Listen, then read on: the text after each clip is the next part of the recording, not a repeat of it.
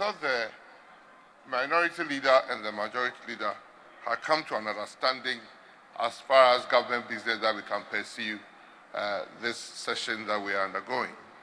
Just to get up and say that Ghanaians have totally rejected NPP and all his bills and all his encumbrances is a very, very unfair statement, Mr. Speaker. It's a very, very unfair statement in the sense that there are other things that has been programmed that I think that we shouldn't even bother to do. Why should we at this time take up any bill, whether it is environmental bill or social bill? I think the new government then should come and start, because we are resetting. And I agree, Ghanaians voted for resetting. So, Mr. Speaker, let's probably, the only thing we have to do is to take the vote on account and close shop. We should not continue with any business here, because like Honorable Okujeto said, and rightly so, Ghanaians have voted for the resetting agenda of Nkoko Nkiti. So, not only that, Mr. Speaker, apart from the vote and proceedings and maybe his end of service benefits that he's very much interested in, every other thing, social protection bill, second reading of bills, third reading, so that we have enough time to do Article 71 business and do vote on account, such that, yes, if it is not worth doing, it's not worth doing. Please. So we have agreed on resetting. Let's close shop on everything. Do those that are interested in that will further his own personal interest. And close shop. Thank you.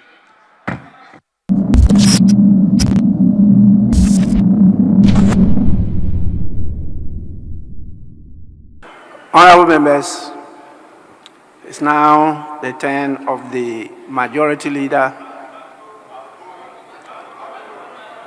Honorable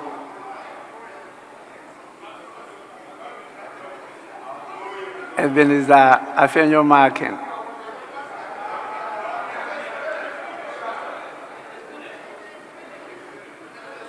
You are still my son. It doesn't matter.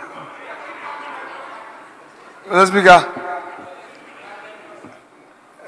now is Alexander Ebenezer. Sorry, Alexander.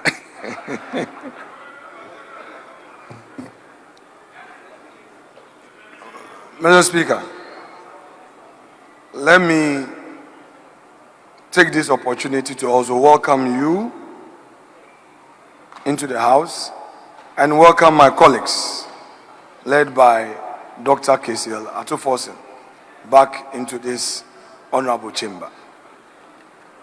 Indeed, it is an established constitutional custom that once in every 4 years, the people of this country are given the opportunity to elect their leaders. First, the President of the Republic, and second, parliamentarians, the people's representatives. On the 7th of December, this mandate was rightfully exercised by the people of Ghana. They did so peacefully, without fear. They have elected a president and members of parliament. It is without doubt that our friends in the NDC have emerged victorious. And I take this opportunity to congratulate the leader of the minority side and his team for such an unprecedented feat. I also congratulate His Excellency President John Dramani Mahama on his election. Mr. Speaker, Dr. Mahamudu Bawumia did something very unprecedented. We've never witnessed it in the history of our politics before. Relying on his own internal coalition, at 9 a.m. on Sunday, he publicly acknowledged the outcome of the elections, conceded and congratulated the president-elect, who was yet to be officially declared by the Electoral Commission. Mr. Speaker, such a move by him was very historic and commendable. Today, we are here because of that singular action.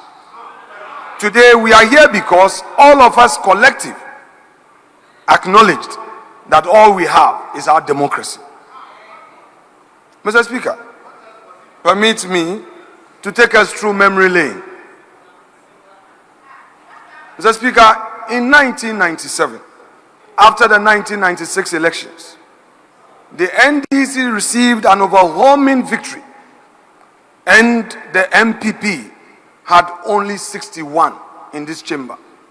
It was a 200-member chamber. The NDC was only short of one seat to get the 2/3. But I am happy to say that that supposed mini minority, micro minority, as pronounced by Dr. Keselato Forsen, emerged victorious in less than in just 4 years because of hard work. They turned the minority into a majority when it came to the 2000 elections. Mr. Speaker, again, in 2012, the NPP suffered another defeat, and the NDC had a majority. In 2016, another historic feat was achieved by the NPP, where we had overwhelming majority in this chamber of 169 seats. In less than 4 years, we started going back. And by the time the people exercised their mandate again, the 169 had reduced into 137, plus our independent who caucused with us, and we made it to 138. Dr. Forsen, I have heard you. You have overwhelming majority. But that majority will start reducing from the 8th of January. And I know that come 2028, we will be in the majority. Mr. Speaker, already we are experiencing some encircling gloom. This darkness we are seeing, and looking at your posture, we know that you have promised a lean government. You say less than 40 ministers, and you the MPs. Yes. Mr. Speaker, I know they can't take it. Now that we are coming into minority, be prepared. Be prepared. You see you can't take it. You see you can't take it. Mr. Speaker, even if your flag bearer, who is now president-elect, said 60, we are going to see, we are going to welcome it. But you say you are going to reduce taxes. You are going to repeal the betting tax, the e-levy. You are going to repeal all these taxes. You are going to reduce the taxes at the ports. We wonder where you get the money to implement the Onkukon Ketenkete. We are waiting. Mr. Speaker, these are on a lighter note.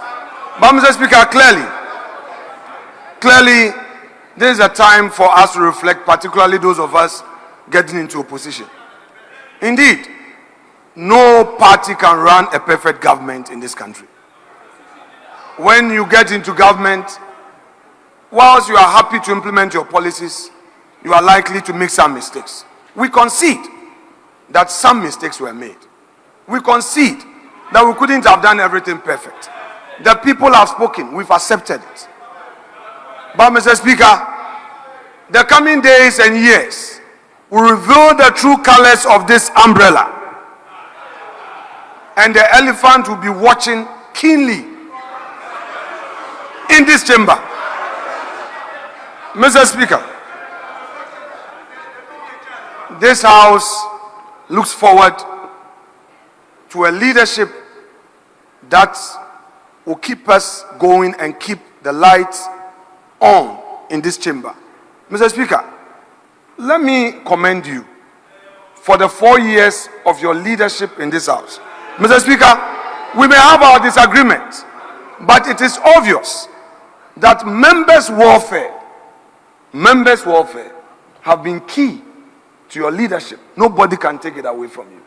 Mr. Speaker, the institutional empowerment you've given to Parliament is equal to none. It's largely because, Mr. Speaker, we had you as a speaker coming from within. Mr. Speaker, I don't know whether you are being retained or a new person is going to be appointed, but I pray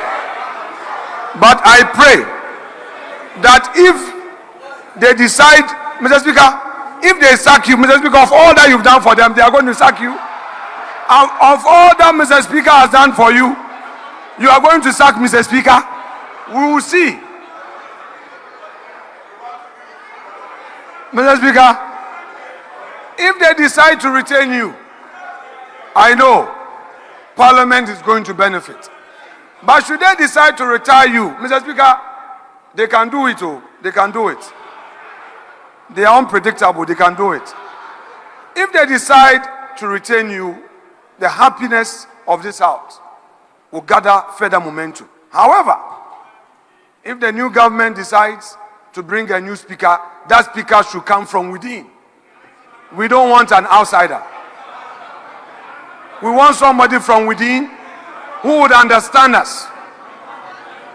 But Mr. Speaker, having said that, we have some major government business outstanding that I would want to encourage colleagues that within the few days and weeks left, we should do everything possible to deal with these government business so that we can say that it is indeed finished.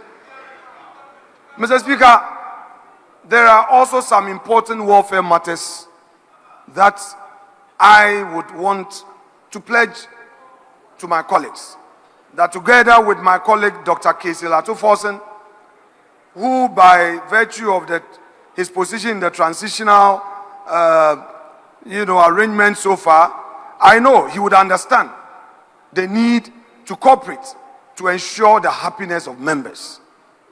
I cannot foresee members being happy to do the rest of government business when we've not dealt with the issues of welfare. Mr. Speaker, these matters must be attended to. Members have projects outstanding in their constituencies. We need to together work and ensure that statutory funds that are outstanding are released so that members can continue their projects, hand them over, especially those who are leaving us. Mr. Speaker, to colleagues who could not make it, there's a better day tomorrow. Do not give up. The Frenchman will say, c'est la vie. This is life.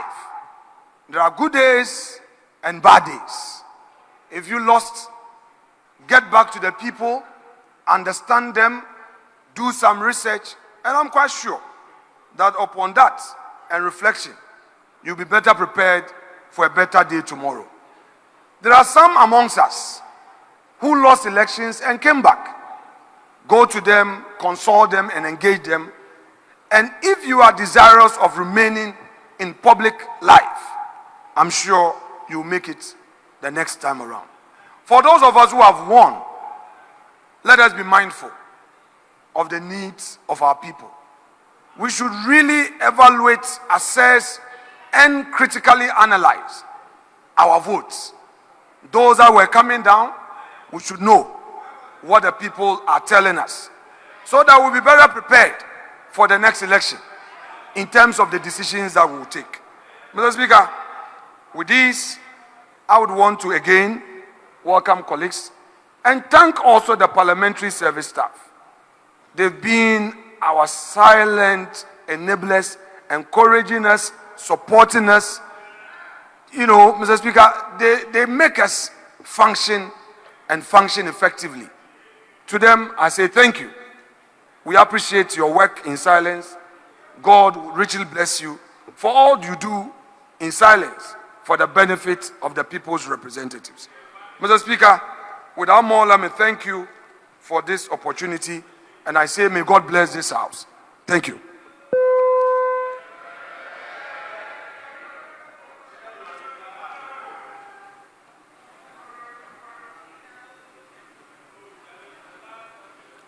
Honorable members, it is with a deep sense of duty and gratitude that I warmly welcome you to the grand arena of the Accra International Conference Center to commence the sittings of the 7th meeting of the 4th session of the 8th Parliament of the 4th Republic of Ghana. Considering how stressful the election season has been, many of you would have loved to spend some time with your friends and families and to recuperate and de-stress. Unfortunately, you did not get that luxury. I am glad it has not been lost on you that this House stands at a critical juncture in our nation's parliamentary history. And so you have responded to the notice of summons to attend this national call beyond the expectations of our people. I appreciate all of you for the acceptance of my call to reconvene Parliament today. I want to take advantage of this opportunity to congratulate the people of Ghana, particularly the voters, for the exceptional display of maturity in the exercise of the right of choice as to who should lead our nation in the next government. The peaceful manner in which Ghanaians participated in this pivotal process is a clear affirmation of our collective resolve to uphold, protect, and entrench democratic culture in the governance of our country. We have learned some lessons in the aftermath of voting, and I'm hopeful steps will be taken to remedy the defects in the electoral system and the process, particularly of collation. Despite these drawbacks, the spirit of cooperation and respect exhibited by a majority of the voters and political leaders reflect the resilience and maturity of our democracy. Let us acknowledge, appreciate, and celebrate this achievement and use it as a solid foundation stone for continuous dialogue and collaboration as we work together to build the Ghana we want. To some of you, honorable members, this meeting may be the last moment of service within the corridors of Parliament, but certainly not the end of your political service or end of life. You never know what life holds in store for you. I encourage you to soldier on. Who knows, you may be, in the near future, you may join the group of members of Parliament referred to in this House as we shall return. Kindly take heart and remain hopeful of the future. Having said this, on behalf of the Parliament of Ghana, I extend our hearty congratulations to the President of Ghana, His Excellency Nana Addo Dankwa Akufo-Addo, for his leadership in the organization of the general elections, and the Vice President for conceding defeat early enough to those the heat generated by the decisive vote of the people of Ghana.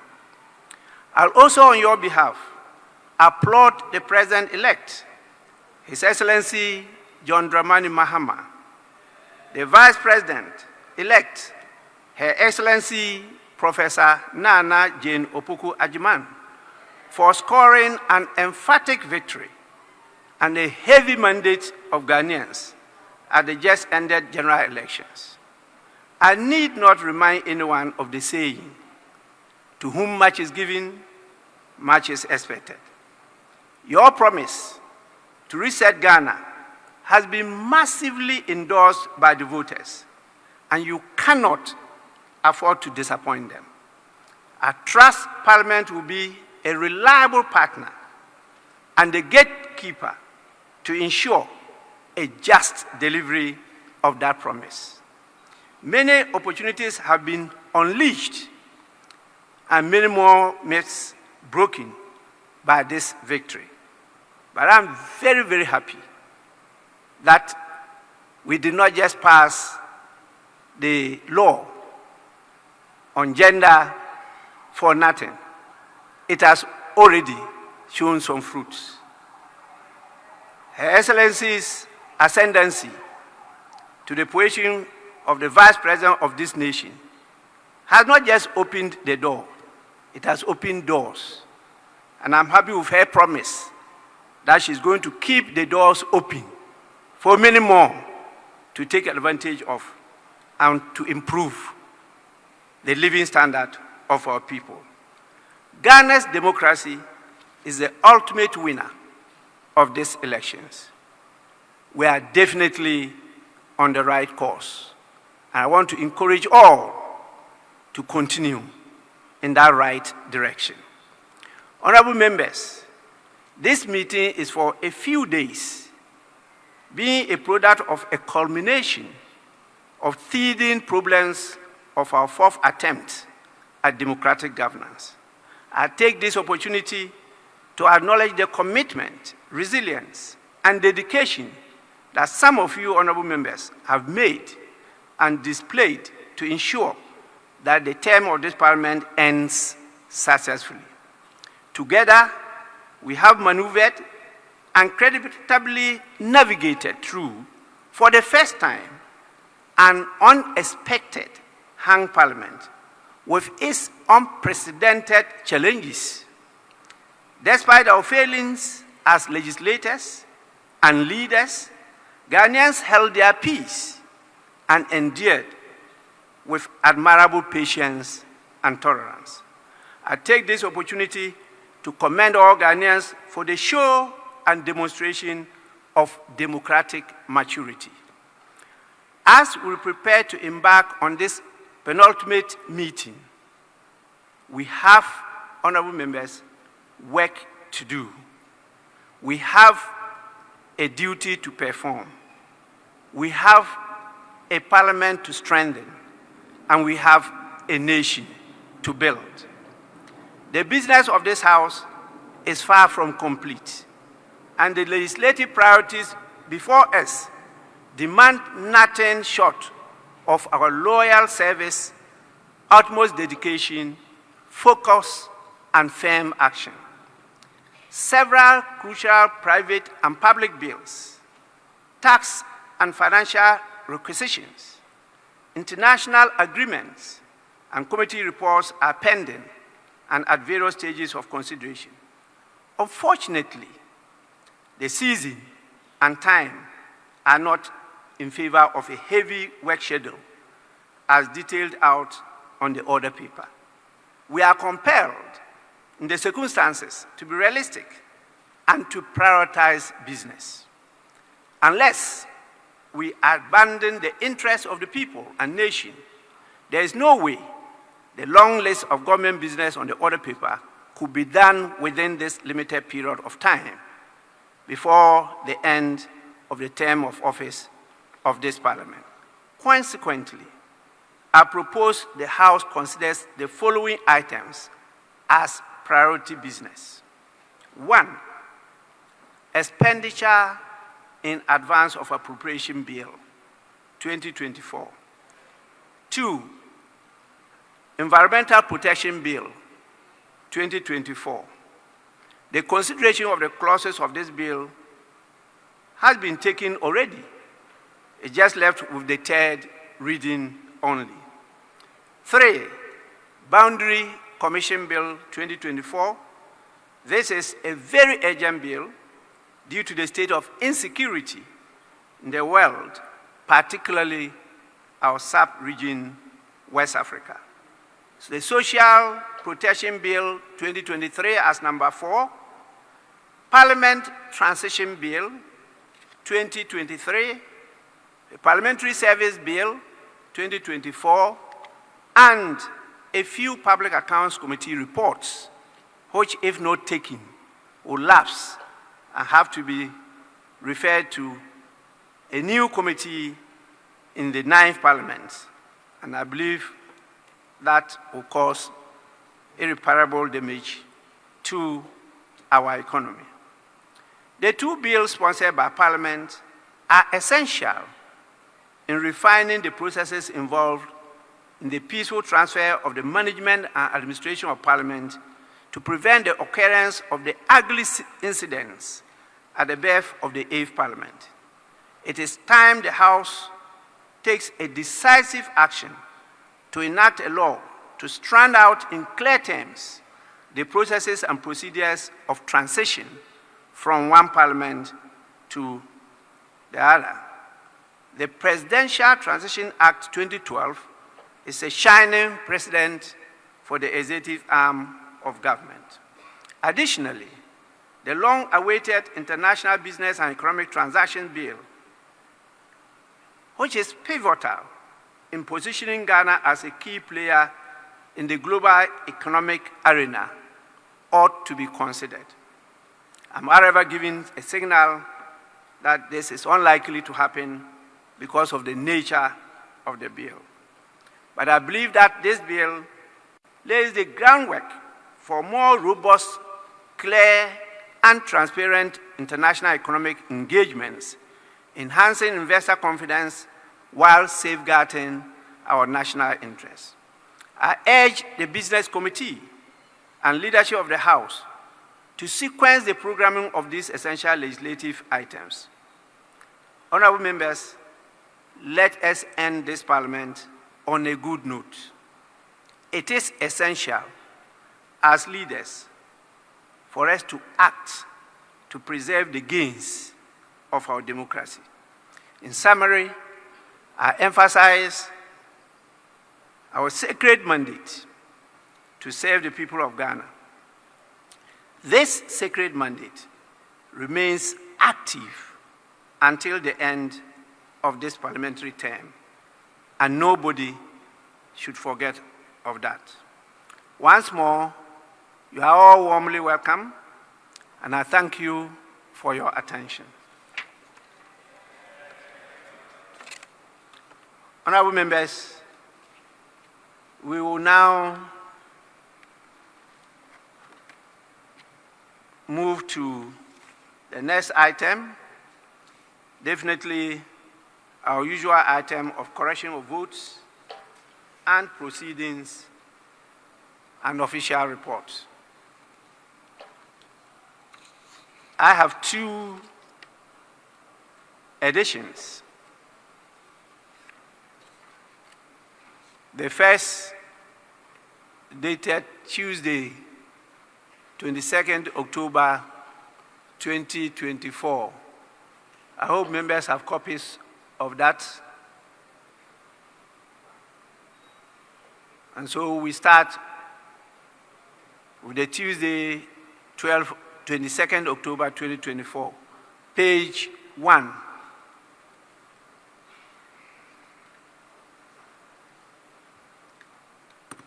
Page 2.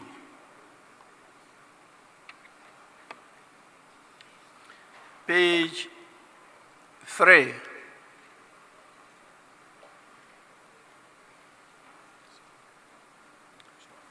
Page 4.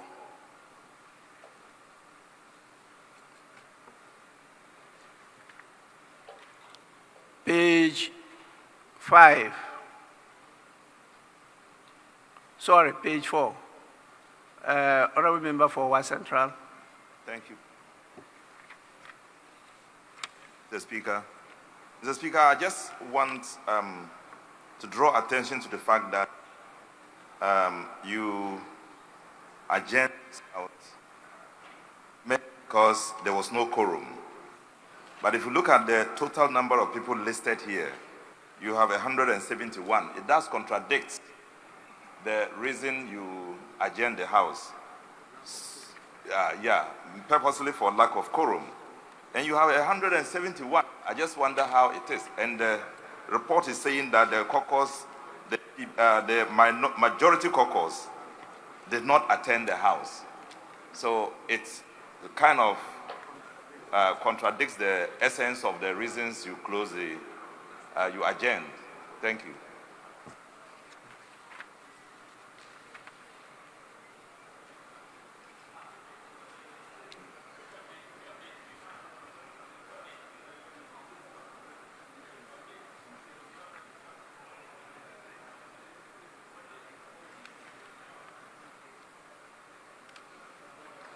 Yes, Honorable Member. Right, Honourable Speaker, I'm grateful for the opportunity. I'm just wondering if we have been given different votes and proceedings for 22nd October 2024.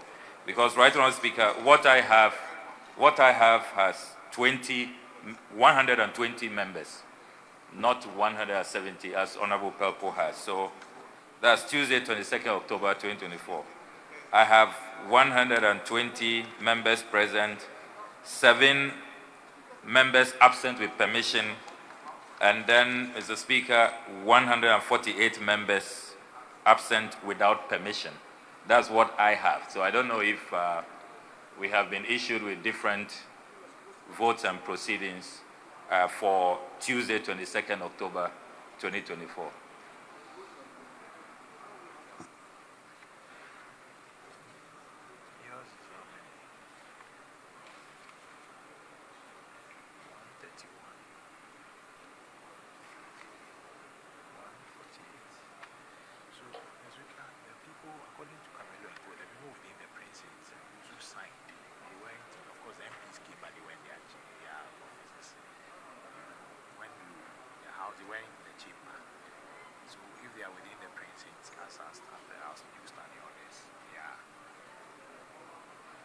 Yes, Majority Leader. Mr. Speaker, I'm just adding my voice to what former Deputy Leader said, Honorable Rashid Pelpo, in respect of their votes. Mr. Speaker, even if it was 120, as per the records, the 120 present was sufficient number for the House to sit and deliberate on matters. So I just wanted to add my voice to what he said, without more. Thank you, sir.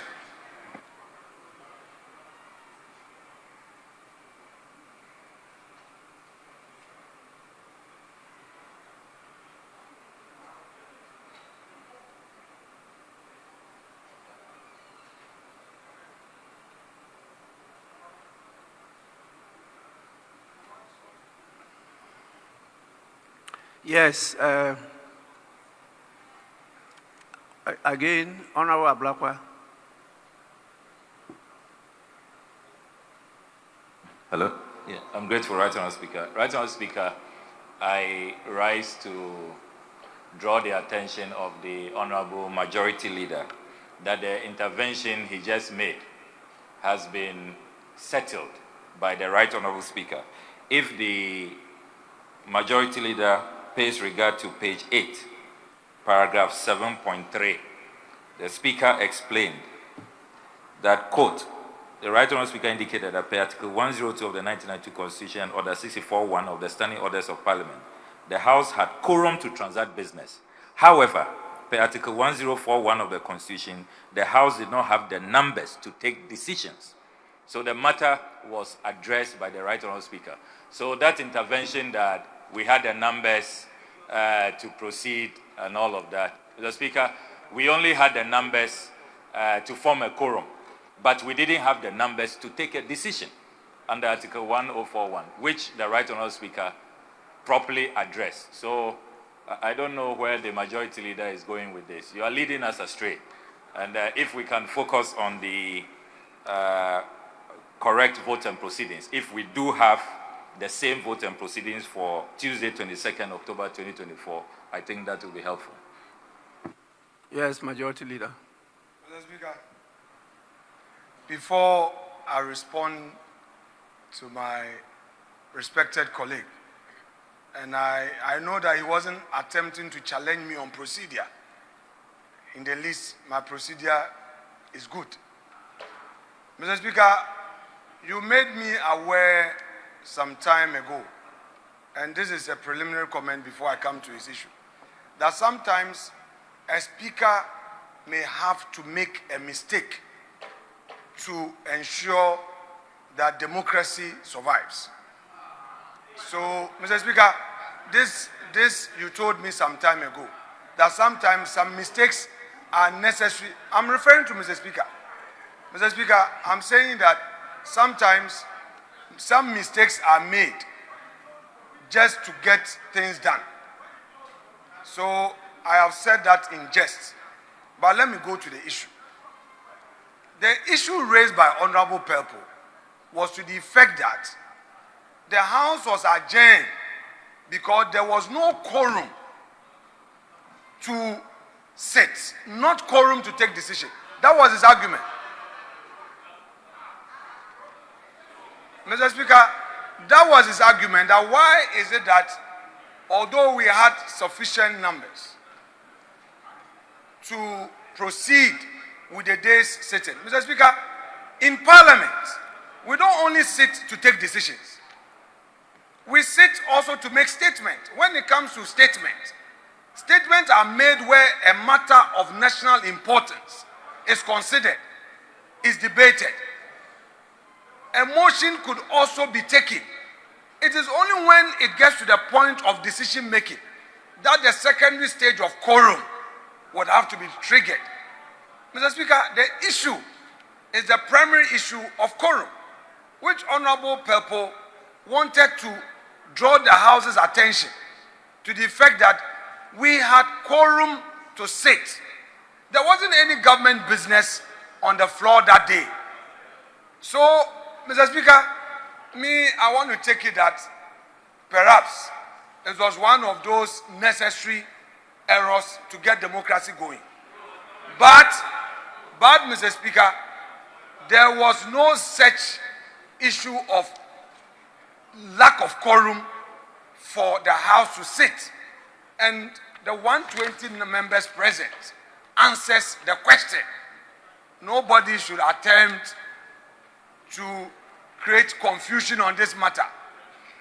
Honorable members should not throw dust into our eyes. This is the issue.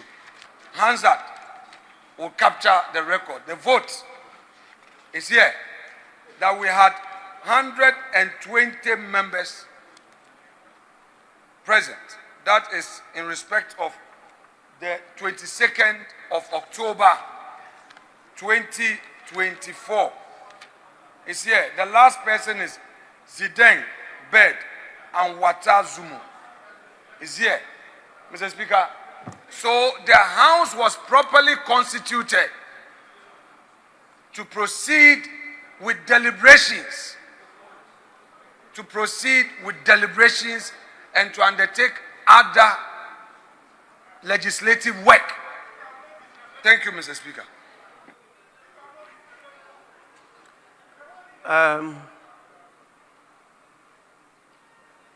Well, Honorable Rashid Pelpo. Thank you, Mr. Speaker. Mr. Speaker, I think we are operating at two different levels. I made a mistake and made reference to the Thursday sitting, which had 171 members. And so he is talking about the Tuesday meeting. So he may be arguing on the right path or otherwise, but that's not exactly what I meant. I just wanted to make reference to the 171 members. And I thought that the 171 members were not present in the House and couldn't have been captured in the vote and proceedings. Thank you, Mr. Speaker. Yes. Honorable members. Yes, please. Honorable Blackwell, yes. I'm grateful, Mr. Speaker. Mr. Speaker, the majority leader is raising a matter that, Mr. Speaker, we have to pay attention to, this being a House of Record. And these are matters that went all the way to the Supreme Court. They are constitutional issues, and we should not gloss over them. The fact of the matter is that when we convened here on the 22nd of October, our colleagues on the other side did not attend proceedings. They were not in this House. They boycotted the sitting. And so we did not have a decision-making quorum. And that is the basis upon which the Speaker ruled, which is clearly stated in the votes and proceedings. So for the majority leader to be using the back door, albeit surreptitiously, to say that there was a mistake by the Speaker, there was no mistake. There was no mistake. The fact of the matter is that we did not have a decision-making quorum. And the Speaker stated emphatically that there were decisions that we had to take. We didn't meet that day to read statements and to exchange pleasantries and to file questions and all of that. There was a motion, there was the need to take a decision, and we didn't have a quorum to take that decision. We didn't have the minimum 138 to take a decision. We didn't have that. So Mr. Speaker ruled clearly. And Mr. Speaker, in case the majority leader wants us to refer him again to page 8, the Speaker's ruling is there clearly that the House, per Article 1041 of the Constitution, did not have the numbers to take a decision because there was, according to the Speaker, a matter that required a decision to be taken. And we did not have the numbers to take a decision. So if you read it, it's stated there clearly. Just read the ruling fully.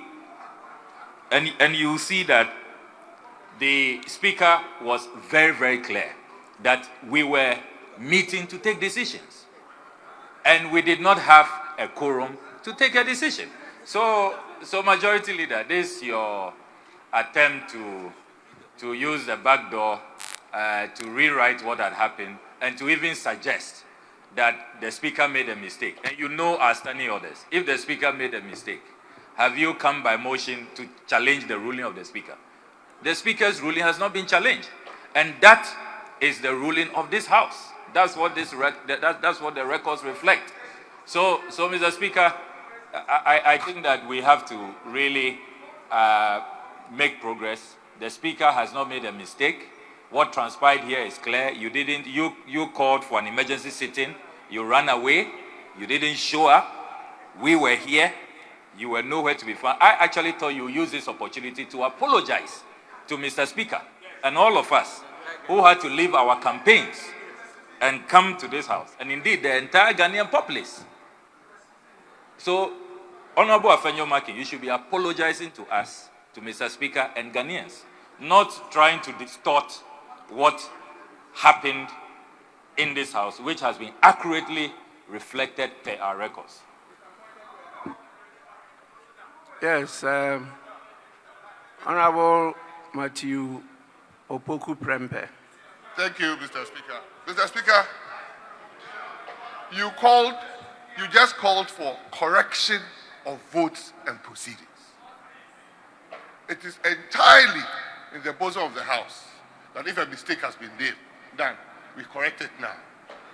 That contorted argument that no decision was being made, so calling that order to enforce is wrong. He himself in speaking, he said that there was no decision on the other paper to be made. So maybe we should take advantage that the item on the table now, on the floor now, is correction of votes and proceedings. So, Mr. Speaker, if something has been stated wrongly, this is the time to correct it so that we can move on. Honorable members, I think we should just proceed. The person who raised the issue said his reference was to a different order, votes and proceedings, dated Thursday, 7th November 2024, not the one we're considering, dated Tuesday, 22nd October 2024. And so that ends it. As for the others, those who believe that are erred in my ruling may need to be taken to school. I'm not sure they read the ruling very well. And that ruling actually worked in their favor. Honorable Majority Leader, it actually worked in your favor. And for you to come here and try to impede on that ruling, please, I really was surprised that you raised the issue that you put across. It's not correct. Please. If you don't intend the temperature. Mr. Speaker, I never raised this matter.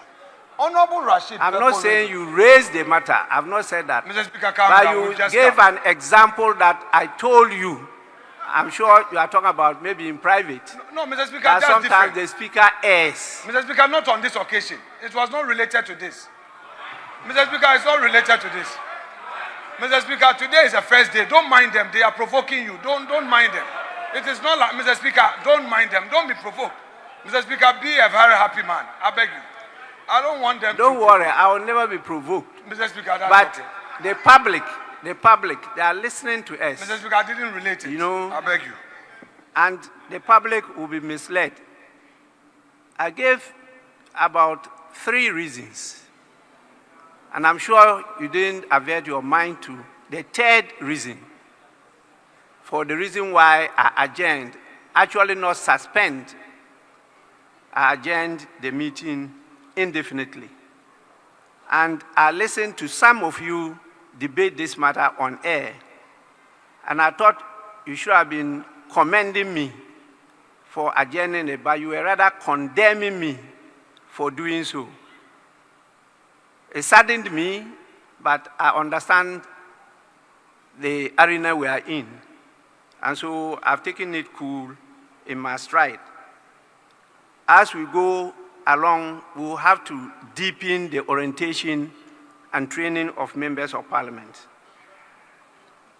so that we don't get the public being confused by you who are seen as leaders, you who are seen who should know better, rather misleading them. So let's go back to the correction of votes and proceedings on the votes and proceedings of Tuesday, 22nd October 2024. We're at page 4. And those present, as you can see, are 120. Those absent with permission were only 7. Then the rest are absent without permission. So please, page 4. Yes. No, page 4. Item 13. I was present, but be marked as absent. Table office, kindly take note. Yes. Honorable member.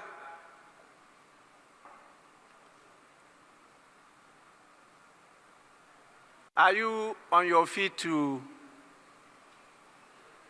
sorry, page 5. Page 6.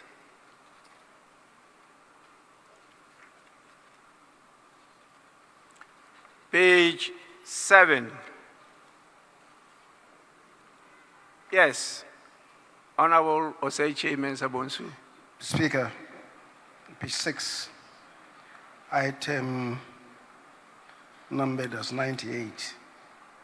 I think I transmitted the leave of absence request that have been marked as absent without permission. So if you may direct the team officers to take note of that. And having said so, Mr. Speaker, even though we start a bit late, it's past 2 o'clock, it's almost 3. I don't know whether you may want to call for an extension of the sitting period.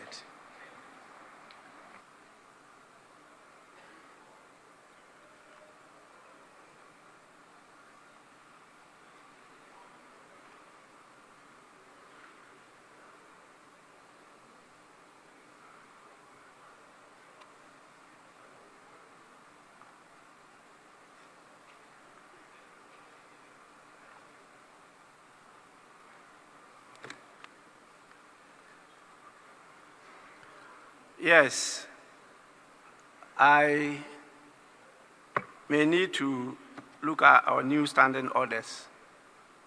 A few things have been changed in the new standing orders. But I call on the table office to look at the request for permission and whether that request was approved. If so, please, you do the right thing by making sure that he's absent with permission. If not, you leave it as it is. But now our standing orders talks about us sitting for 5 hours, not the 4 hours as indicated by the earlier standing orders. And so there have been some change as to a time to announce or give notice to the House of an extension of sitting. So we may have to look at it again. Page 7. Yes, please. You're right, Honorable Speaker. I was marked absent without permission, but I was present. Thank you. What's your number? Number is 138. 1. 8.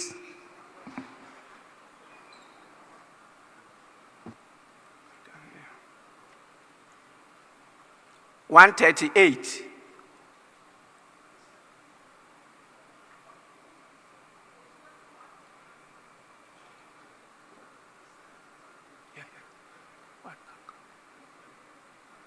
Yes, you want to help her? No, Mr. Speaker, I had a different matter that I wanted to raise, but she said 138, page 7. Yes, 138, yes. Yes, you could now add yours. And Mr. Speaker, again on page 7, number 134, I was in the House but marked absent, so if can be captured.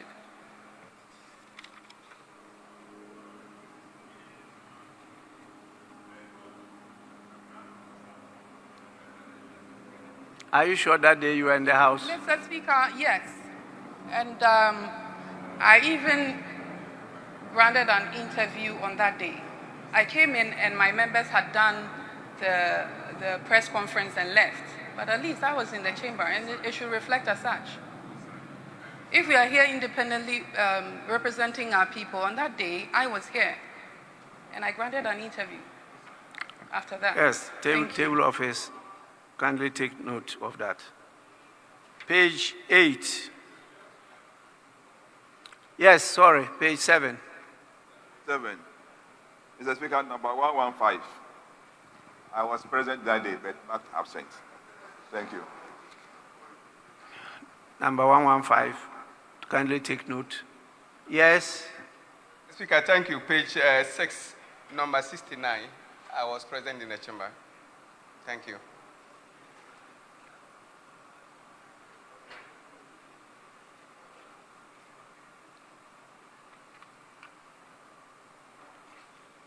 Table office, can they take note? Any more? Okay, we move to page 8. Page 9, page 8. Yes, please. I'm grateful, Mr. Speaker. Mr. Speaker, page 8, the tradition of this House, when there has been a boycott by one side, is that the vote and proceedings capture that. But you go through the entire vote and proceedings, and Mr. Speaker, that is not reflected. Mr. Speaker, for example, if you take the Thursday, 7 November one, that is captured. That boycott or lack of attendance is stated. But in the case of the 22nd October 2024, no show by our colleagues on the other side is not captured. You only get a slight sense of that when you look at the Speaker's ruling, where the Speaker says that the House did not have the numbers to take decisions. But why didn't we have the numbers? That must be stated, because our colleagues were not in the House that day. And that has been the tradition. It is always stated in the vote and proceedings. So, Mr. Speaker, if the table office can reflect that development, because it is missing. Yes, Honorable, is that Chairman of Constitutional, Legal and Parliamentary? Yes, sir. Yes, please. Thank you, Mr. Speaker. Mr. Speaker, in response to my colleague's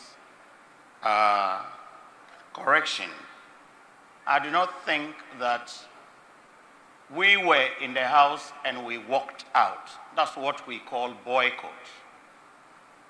Members, it is recorded that 120 were present. This number was absent with permission, and these numbers were absent, Mr. Speaker. And I think that the records, it's captured it straight away. Nothing happened in the chamber that indicates that a group of the people had boycotted Parliament. And therefore, I think it should remain as such. Thank you. Well, I can only direct the table office to cross-check as to what happened that day. Because on record, there is no indication of a boycott or even a walkout. But my ruling gave an indication that we do not have sufficient numbers. And definitely those of us who were present also observed a few things. And I think that it have been captured by the verbatim reporters who were present in the House. But our attention has been drawn by the Honorable Member for Domi Kwabinya that she came later on and was present in the House. And so we will have to make sure that we capture all this. But I recall talking about adjourning the House, the meeting, not suspending the meeting. So please, table office, take note of it at paragraph 3 of my ruling. Now we go to page 9. Page 10. Page 11. Page 12. Page 13. Page 14. Page 15.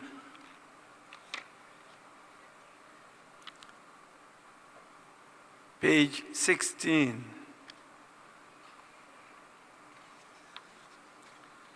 Page 17.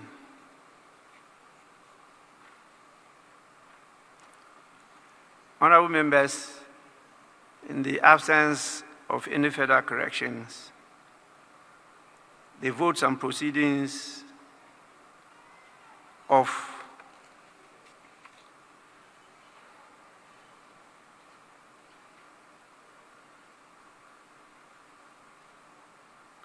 of Tuesday, 22nd October 2024 are hereby adopted as a true record of proceedings.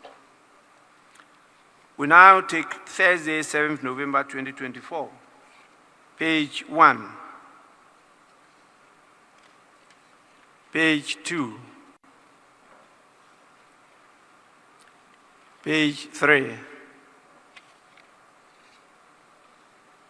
page 4, page 5, page 6, page 7,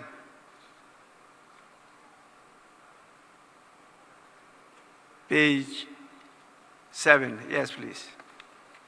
I'm grateful, Right Honourable Speaker. Right Honourable Speaker, page 7, item number 4, your formal communication to the House, second paragraph. The two requests, the dates provided are incomplete. We only have 22nd October and 24th October, but the year is missing. So if they can add a year, this being a House of Records, I presume it's 22nd October 2024 and 24th October 2024. I'm grateful, Mr. Speaker. Table office kindly do so. Page 8.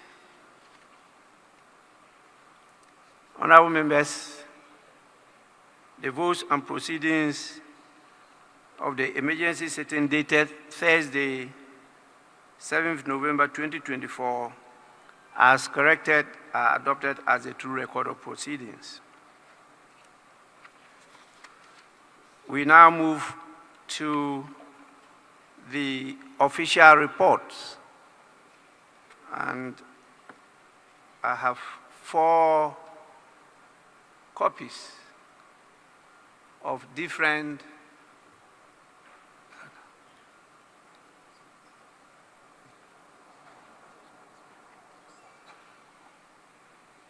sorry, my attention has been drawn to the fact that Honorable Osei Chairman Sebonsu was on his feet. Sorry. Yes. Mr. Speaker, not really a matter of controversy, but I thought that is for consistency. Mr. Speaker, you adjourned the sitting of 7th November 2024 on account of the prevailing situation in the House, that you took cognizance of the fact that a group of members were not present in the House. And then you proceeded to, on account of that, you proceeded to adjourn the House sine die. That was on the 7th of November 2024. The Speaker, on Tuesday, 22nd October 2024, when you adjourned the House, it was an account of prevailing circumstances.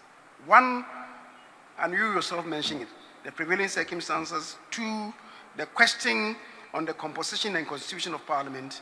And 3, having regard to public interest. These were the 3 reasons that you cited, and then you proceeded to adjourn the House. Mr. Speaker, I'm just juxtaposing the 2 circumstances. Same thing. And in that regard, what you did will not qualify for a ruling, because I've heard people refer to the fact that you made a ruling. A ruling on what? A ruling is only made when there's a matter in contention, and then you come in to give your interpretation and how the House should proceed. So what you did, captured on page 8 of the votes and proceedings of Tuesday, 22nd October 2024, which has been described as your ruling, with the greatest respect. The adjournment was an account of the prevailing circumstances, and you related to it. And as far as I'm concerned, that will not qualify for a ruling of the House. Mr. Speaker, thank you. Yes, please. Mr. Speaker, we are correcting votes and proceedings. There's nothing here that says that the Speaker gave a ruling. There's nothing. Mr. Speaker, page 8 says Speaker informed the House. So it was information coming from Mr. Speaker. As for what other people have said on radio, it cannot be part of our votes and proceedings.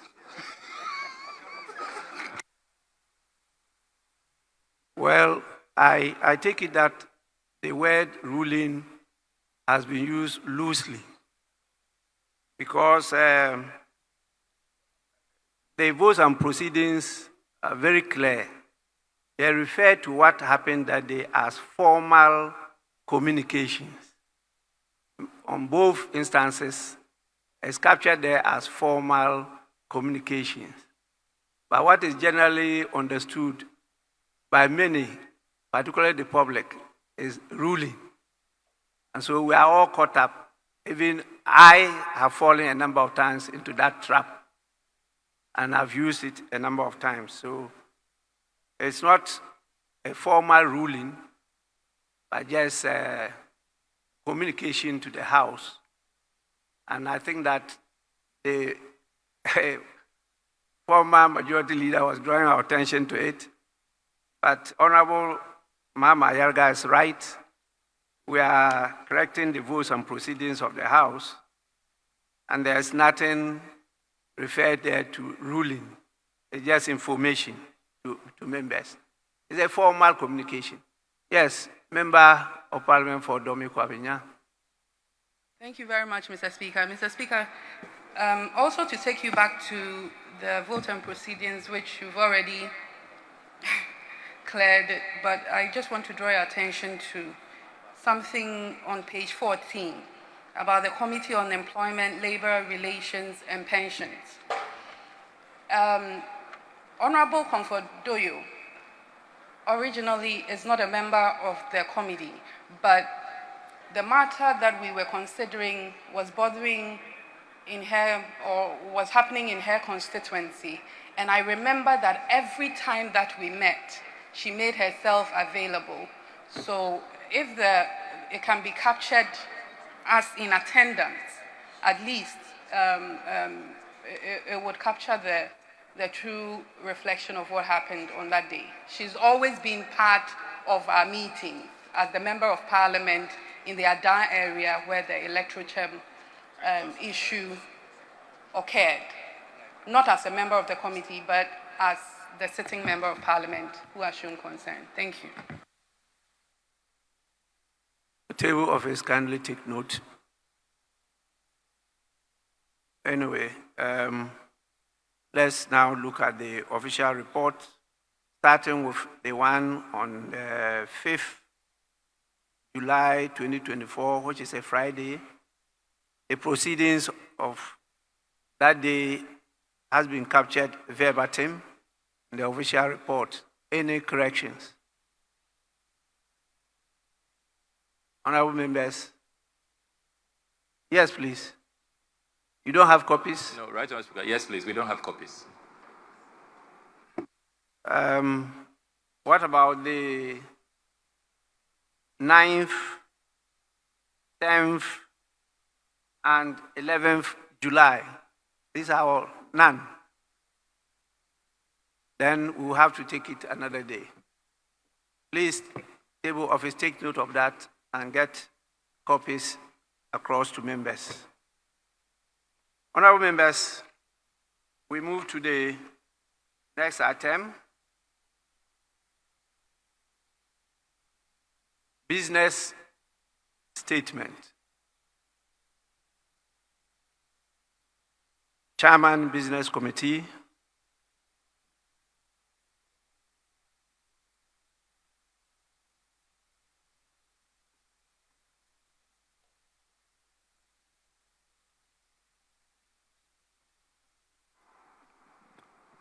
Right, Honorable Speaker, with respect, I shall proceed with a business statement for the week ending 20th of December 2024. Mr. Speaker, the business committee met and agreed on the business for the week. Same has been captured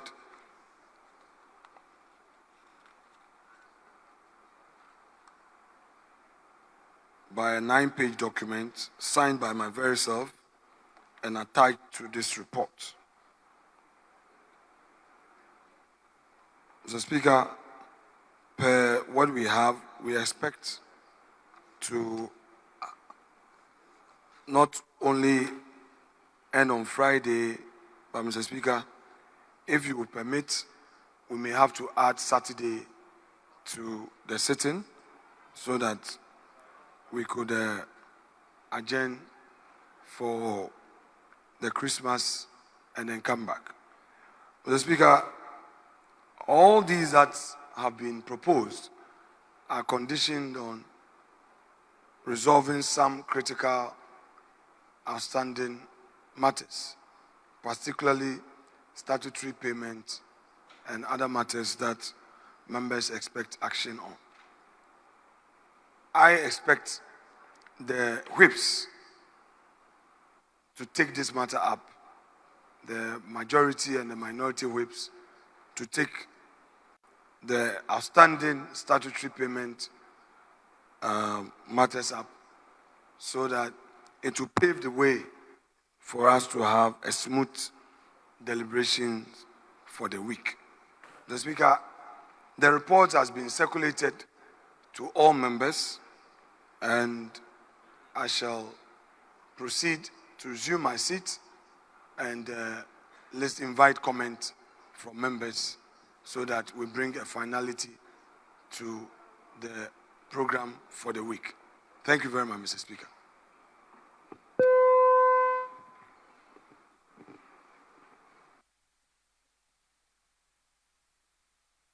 Yes, honorable members, we take it that the business report has been presented.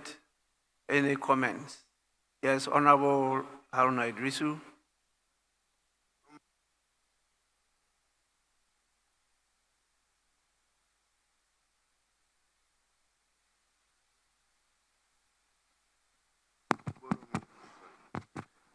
Speaker, thank you very much for the opportunity to make a comment on the business statement presented by the leader of government business. And Mr. Speaker, one thought that the leader would take a cue from your guidance.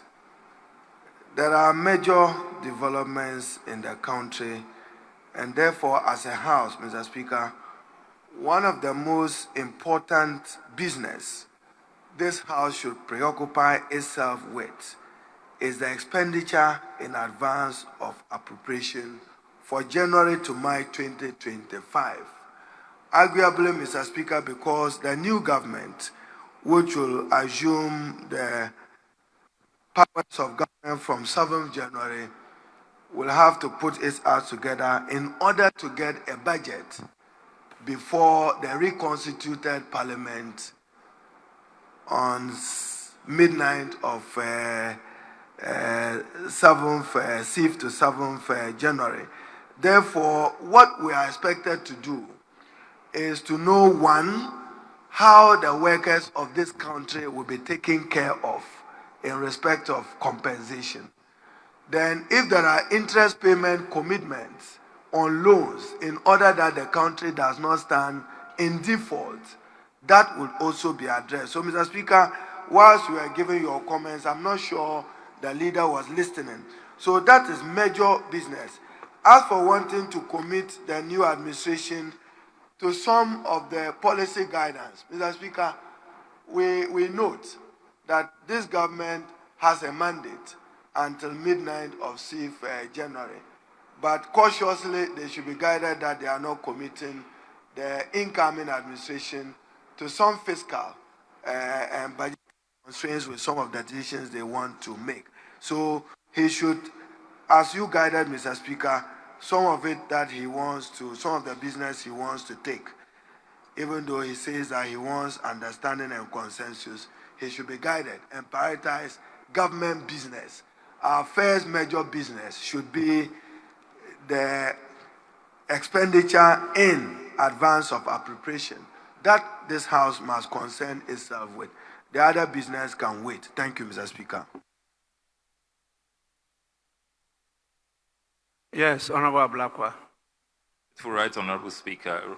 Right, Honorable Speaker, the list of priorities for this meeting, Mr. Speaker, I want to respectfully appeal to you. As you read through your list of priorities, I was hoping to hear that we will include work on the constitutional amendment bill on the dual citizenship matter. Because, Mr. Speaker, I thought that we had come very far on that, but I didn't hear you speak to that matter, and it also doesn't find expression here in the business statement. So, Mr. Speaker, if you can probably avert your mind to that. Then, Mr. Speaker, the second issue that I want to raise relates to the tall list of tax waivers that the majority leader continues to present to this House in business statements. Mr. Speaker, we have stated our position on this matter. And considering the fact that all of these matters have been voted against and rejected by the Ghanaian people, why is the majority leader still putting it in the business statement and wanting to get us to work on these matters, which are so unpopular? A tall list, over 40 tax waivers, Mr. Speaker, and this will have serious fiscal implications for the next government. I mean, why do you want to saddle the next government with these huge revenue losses when you have been roundly rejected at the polls? And this is a government talking about coming to cut down obnoxious and nuisance taxes. And then you are creating more fiscal liabilities for us. So, Mr. Speaker, we want to serve notice that these tax waivers, we are not going to support them. So, please listen to the Right Honourable Speaker's list of priorities, particularly the budget for the first 3 months of next year. As for tax waivers, we cannot support you. Honourable Afenyo-Markin, we cannot support you. So you need to really get this out of the business statement. I'm grateful, Mr. Speaker.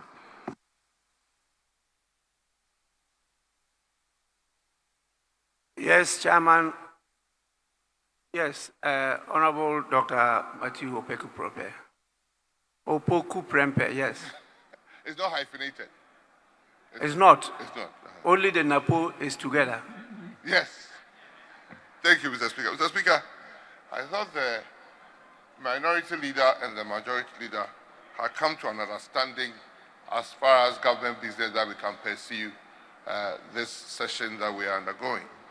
Just to get up and say that Ghanaians have totally rejected NPP and all its bills and all its encumbrances is a very, very unfair statement, Mr. Speaker. It's a very, very unfair statement in the sense that there are other things that have been programmed that I think that we shouldn't even bother to do. Why should we at this time take up any bill, whether it is environmental bill or social bill? I think the new government then should come and start, because we are resetting. And I agree, Ghanaians voted for resetting. So, Mr. Speaker, let's probably, the only thing we have to do is to take the vote on account and close shop. We should not continue with any business here, because like Honorable Okujeto said, and rightly so, Ghanaians have voted for the resetting agenda of Nkoko Nkiti. So, not only that, Mr. Speaker, apart from the vote and proceedings and maybe his end of service benefits that he's very much interested in, every other thing, social protection bill, second reading of bills, third reading, so that we have enough time to do Article 71 business and do vote on account, such that, yes, if it is not worth doing, it's not worth doing. Please. So we have agreed on resetting. Let's close shop on everything. Do those that are interested in that will further his own personal interest. and close shop. Thank you. Honorable members, we don't need to debate this matter. I've guarded the House because I know what happened at the end of 2000. And I know what happened at the end of 2008. I know what happened at the end of 2016. I know the statements that incoming governments made and the outgoing governments. And we are following those good practices. And so before I gave the proposals in my statement, leadership had a bite on it. Where they agree, I captured it. Where they disagreed, I eliminated it. So I just simply said the items are captured in my statement, sequence them so that we can handle them, because I thought the number one priority is the expenditure in advance of appropriation. In fact, I was told that we will start it today. I'm aware that a request was also made for the Public Accounts Committee reports because of the nature of those reports. And so I captured those things for our consideration. Beyond that, not for the determination of the 8th Parliament. Then the 9th Parliament will come to continue if the new government considers it necessary to proceed with. So let's take to this agenda and let's get some business done. Please. That will be my focus. Yes, Minority Chief Whip. Mr. Speaker, thank you for the opportunity. Just to add that, Mr. Speaker, the Honorable Leader of the House suggested we sit on Saturday. Mr. Speaker, that is totally rejected. There's no reason for us to sit on Saturday. Mr. Speaker, on 2 occasions, his side dragged us out of our constituencies to this house to do what he described as urgent business, which is not different from what is placed here. He refused to even come and do his own business. Now that you have called us under normal circumstances, he's asking us to add another day, a Saturday. Mr. Speaker, what is the justification? And that is why I adopt the position by the former running mate of New Patriotic Party, my own friend, Honorable Dr. Opoku Prempeh, who says that we should take the businesses that are urgent, that is appropriation in advance expenditure in advance of appropriation, and those items that are time bound. And then we call it a day. The new government comes and decide what priorities are. Then we do them, Mr. Speaker. So I think, Leader, we beg you. I know you have a tough job, but to assume that we can do, you know it yourself, we cannot start any bill now. We've never even done it before. It is just not, and I would encourage you. The atmosphere in the House today appears to be cordial. I entreat you to entrench the peaceful nature of this House towards Friday. Any attempt to do other things may not be good. And you also said the whips should do something about welfare. Leader, you have the key to addressing the welfare issues of this House. I have no control over the finance minister. I have no control over the common fund administrator. You can do that. I don't even know the last time I saw the how do you call it? The common fund administrator. All I know is that during the campaign, candidates of a particular party receive a lot of goodies from common fund. It's not from her. It's not from her. Okay.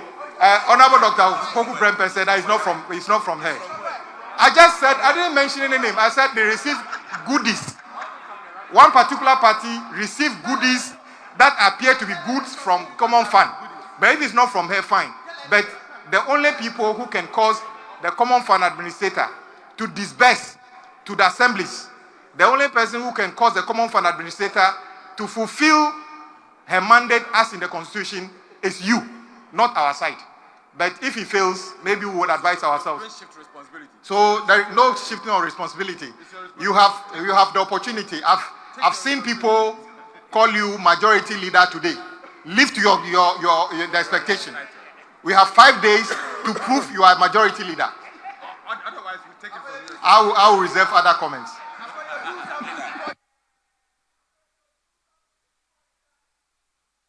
Honorable members, we are on the business statement. Yes, Chairman, Business Committee, and Majority Leader.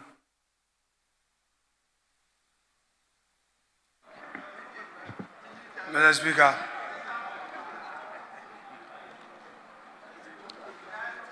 these items that have been listed on the business statement have not suddenly arisen. They are not matters that have suddenly arisen. They have been with us. In the spirit of continuity in governance,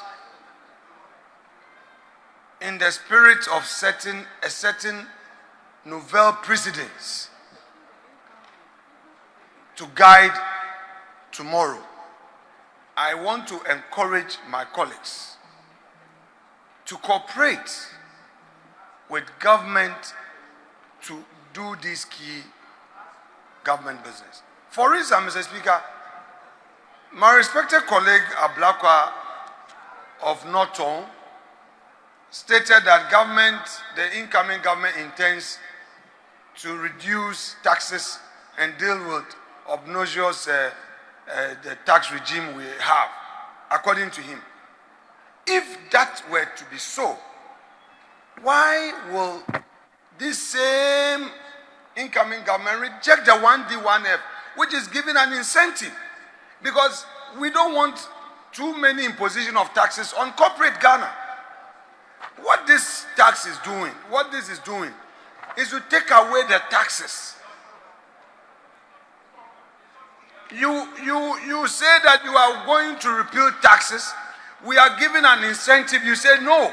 Honorable Majority Leader, business statement. Yeah, Mr. Speaker, I'm responding to the consensus. No, we are not debating the subject matter. We are looking at the business statement and the items. So, Mr. Speaker, what I'm saying is that I did not just come up with these. We sat at the committee. It's a collective decision to bring this proposal.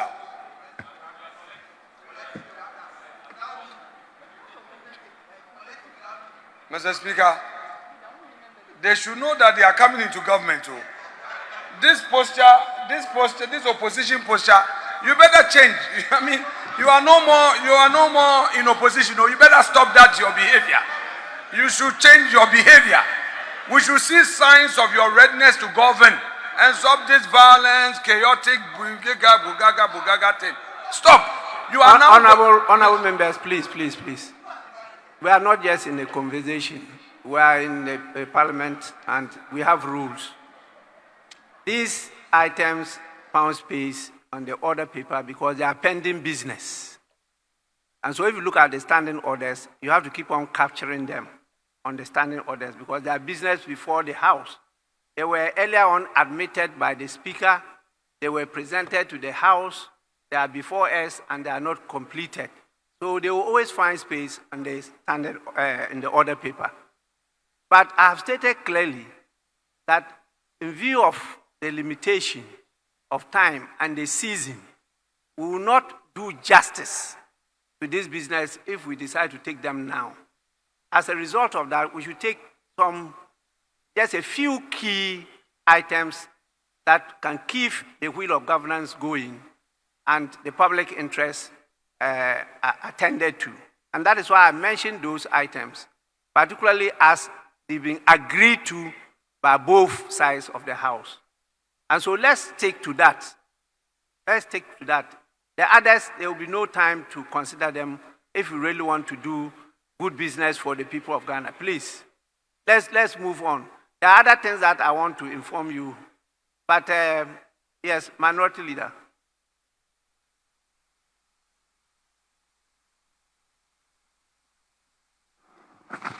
Right Honorable Speaker, let me also comment on the business statement. The Speaker, this morning I made it clear to my colleague, the Honorable Afenyo Markin, that it would be wrong for an outgoing government to commit an incoming government to millions of US dollars, which will be a fiscal strain on the next budget. The Speaker, I said this on the backdrop that before us, they are proposing to buy ships worth 140 million euros at this time. Mr. Speaker, it is very wrong for a government that is leaving office in 3 weeks,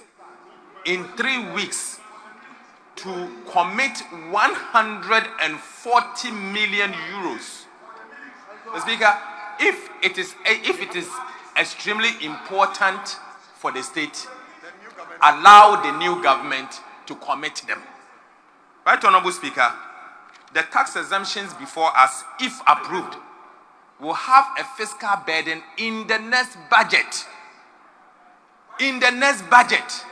So you are saying that the next government should carry your burden of $350 million? Mr. Speaker, no way.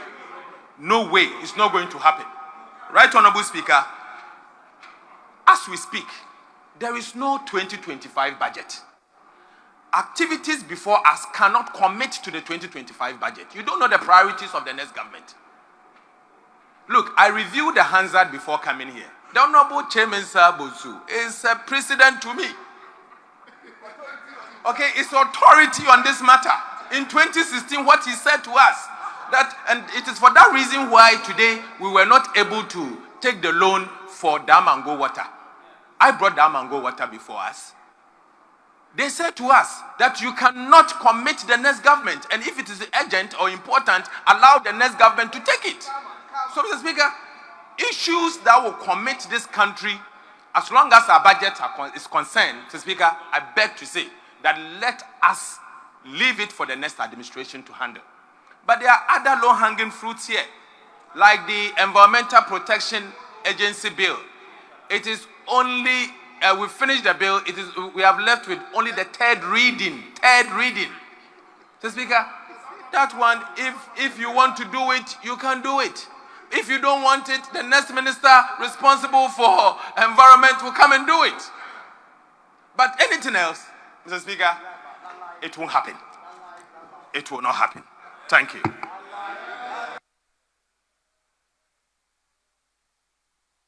Hello. Is that the Minister for Defense? Yes, Mr. Speaker. Mr. Speaker, thank you very much. Mr. Speaker, I just want to be clear that to take a commercial loan and for Ghana and the IMF to agree only simply means that there must be special reasons why the IMF will agree for Ghana to take a commercial loan. And he knows that it was the IMF itself that had to agree to open up the space for Ghana to be able to take this because Ghana does not have aircrafts and ships. It doesn't have aircraft and ship for our military. I don't have a problem with the next administration dealing with it. But when there is an opportunity to do it and you don't do it, that is up to them to be able to do it. I don't have a problem at all. And I just told him that at all, that we don't have a problem. I am saying that you have opportunity to purchase 2 ships from France for the Ghana Navy. If you think that you cannot do it now, Mr. Speaker, you wait and do it when the government comes. We don't have that problem. The new government comes. Nobody has that problem at all. I don't have a problem at all. If the IMF will agree and open for them to borrow next year, I don't have a problem at all with that. And so I will defer to them, Mr. Speaker, for them, because it leaves the burden of some of us to be able to do that. And the military know that they have been chasing this for 3 years. They've had an opportunity to do it, and they are those who purchase it. It's not this government. So if they think that they cannot do it, they have to wait and start all over again. Good luck to them, Mr. Speaker. We should hold on, we should not do it, and good luck to them. I thank you, Mr. Speaker.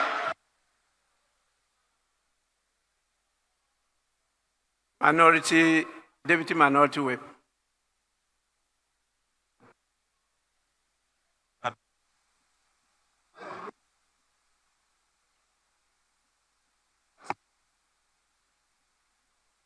Thank you, Mr. Speaker. Mr. Speaker, clearly, I think there's a need for this House either to schedule a joint caucus meeting. Mr. Speaker, most of the issues that are being discussed here are not, including even the security issues, are not good for public consumption. Mr. Speaker, it's for a good reason that on issues like this, the House will go into a joint caucus meeting for us to convince each other and know which way to go. Well, if I listen to the kind of discussions that we have, Mr. Speaker, it doesn't inure to the benefit of Mother Ghana. Therefore, I will advise to schedule a joint caucus meeting along the line so that we can speak across purposes and agree on which way to go. My humble submission, Mr. Speaker. Yes, Honourable Member for Ho Central. Thank you, Right Honourable Speaker. I want to call upon the Majority Leader to reconvene a meeting of the Business Committee so that they will take account of the guidance that you have given. You see, this order paper, today's has a lot of items to be taken. And it's wasting a lot of paper. It's wasting a lot of paper. So if they take a cue from the guidance that you have given and redraw the business statement, then we will not have such copious items on the order paper to be taken every day. In consequence, you will find out that whatever limited business we have to do, we can take 2-3 days and finish it. Then we don't even have to wait till Friday before we adjourn. So my humble submission to the Majority Leader is that he should reconvene a business committee meeting to redraw the business statement, taking account of your guidance and all that colleagues have said today on the floor. I thank you. Yes, Honourable Member for Tamale North. Oh, sorry.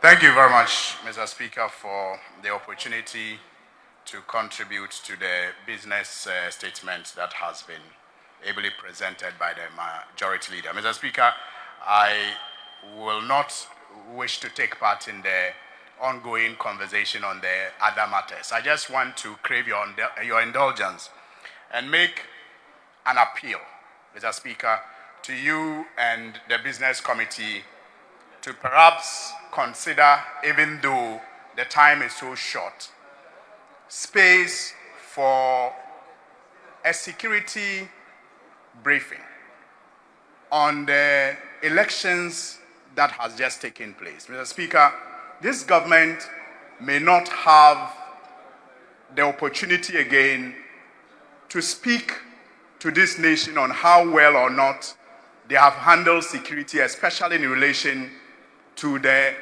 just ended elections. Mr. Speaker, I think this is important because loss of lives during elections should not become a norm.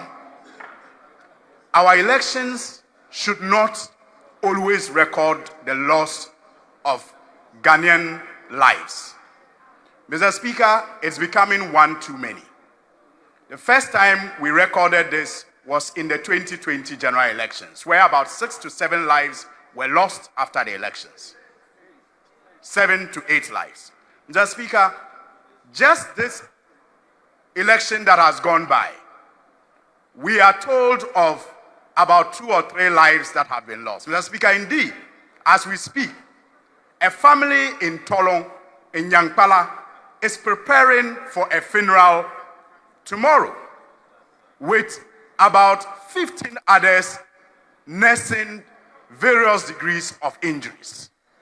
Mr. Speaker, that cannot be accepted without us taking measures and proper briefing on what might have gone wrong. And so, Mr. Speaker, even though we do not have time, I will plead that the Business Committee considers a briefing to this House by either the Defense Minister or the Interior Minister or whoever was responsible for the provision of security in the just ended elections, so that the incoming government perhaps can take a cue and assure us that never again, after these 2 incidents, will we record loss of lives again during our elections. Mr. Speaker, it is my humble appeal to you and the Business Committee to consider. Thank you. Honorable members, yes, Dr.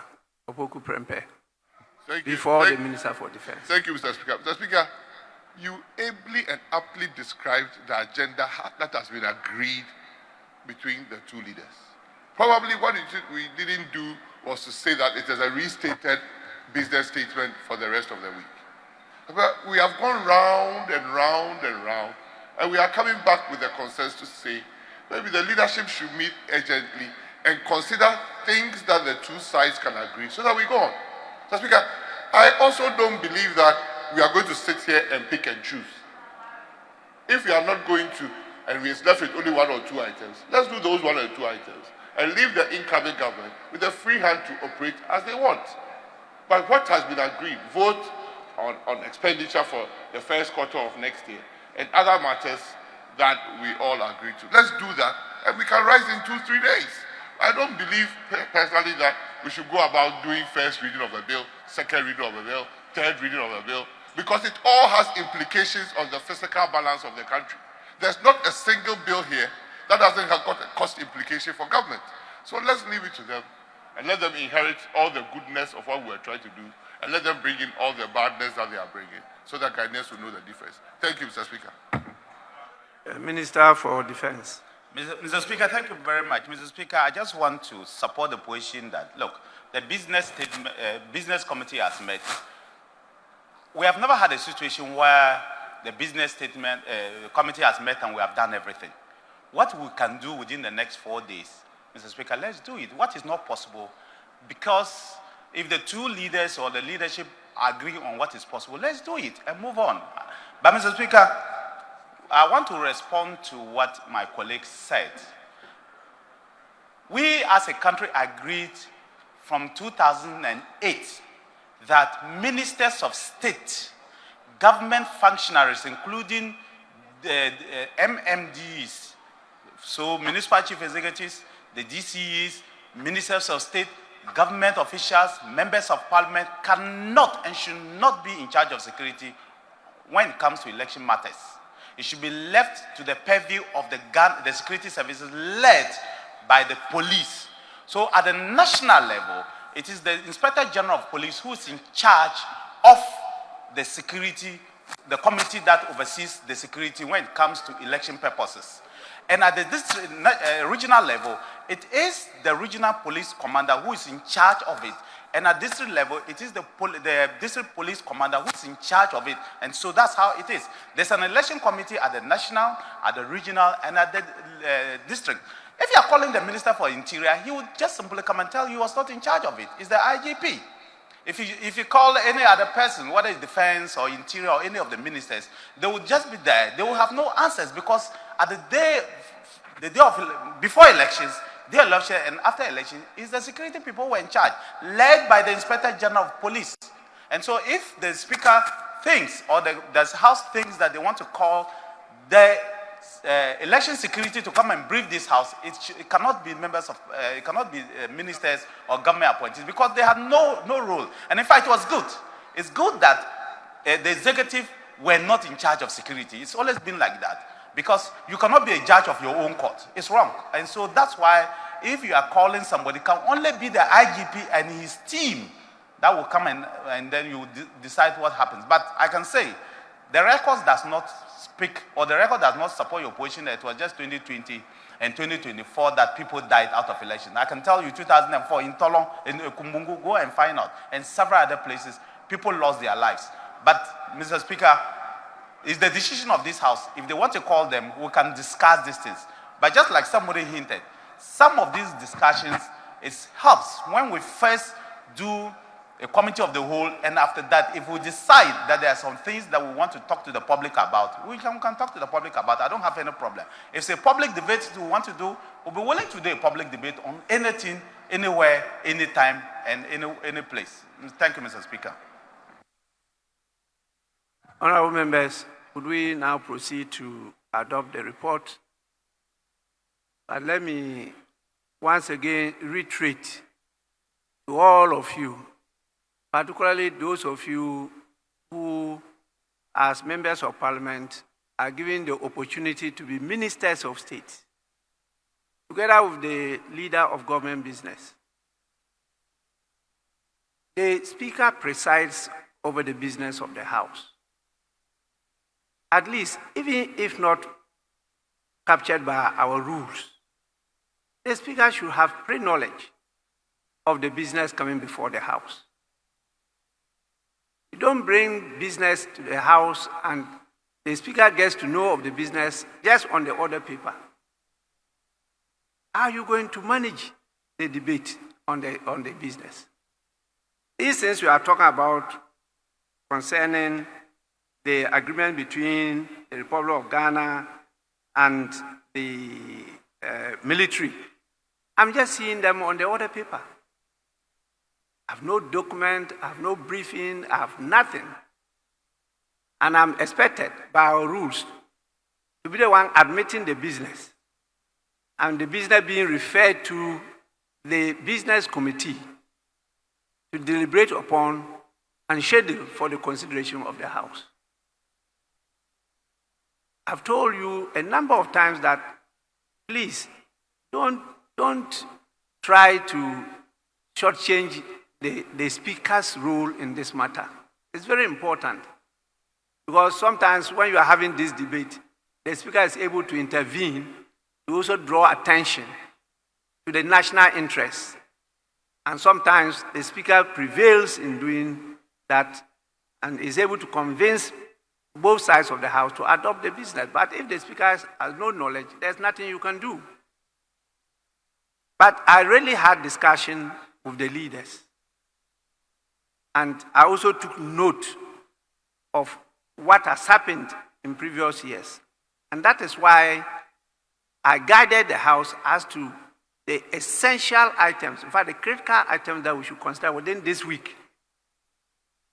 In fact, I proposed the Saturday for us to sit, because I thought that by Friday we might not have completed these items. So I added Saturday.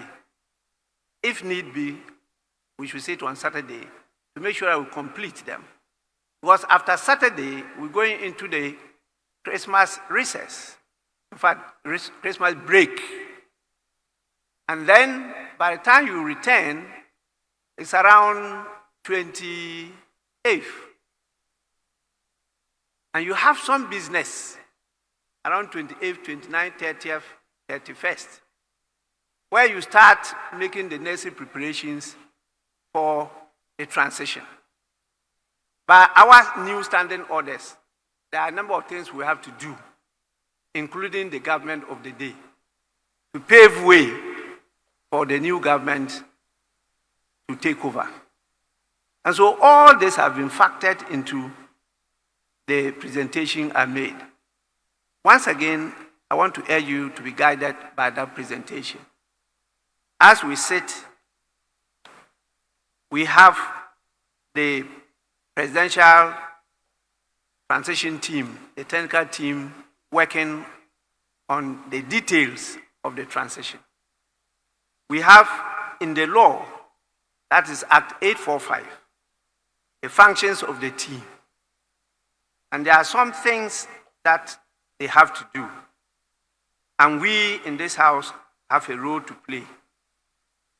If you go through Section 2 of the Act, it's clearly stated there at 2C, the functions of the team are, and you include 2C, to ensure that the salaries, allowances, facilities, privileges, and the retiring benefits or awards are determined, Roman 1, by the President under Clause 1 of Article 71, and Roman 2 by Parliament under Clause 2 of Article 71, and which are due to the holders of the offices specified in Article 71 of the Constitution, are paid or accorded to those persons without undue delay.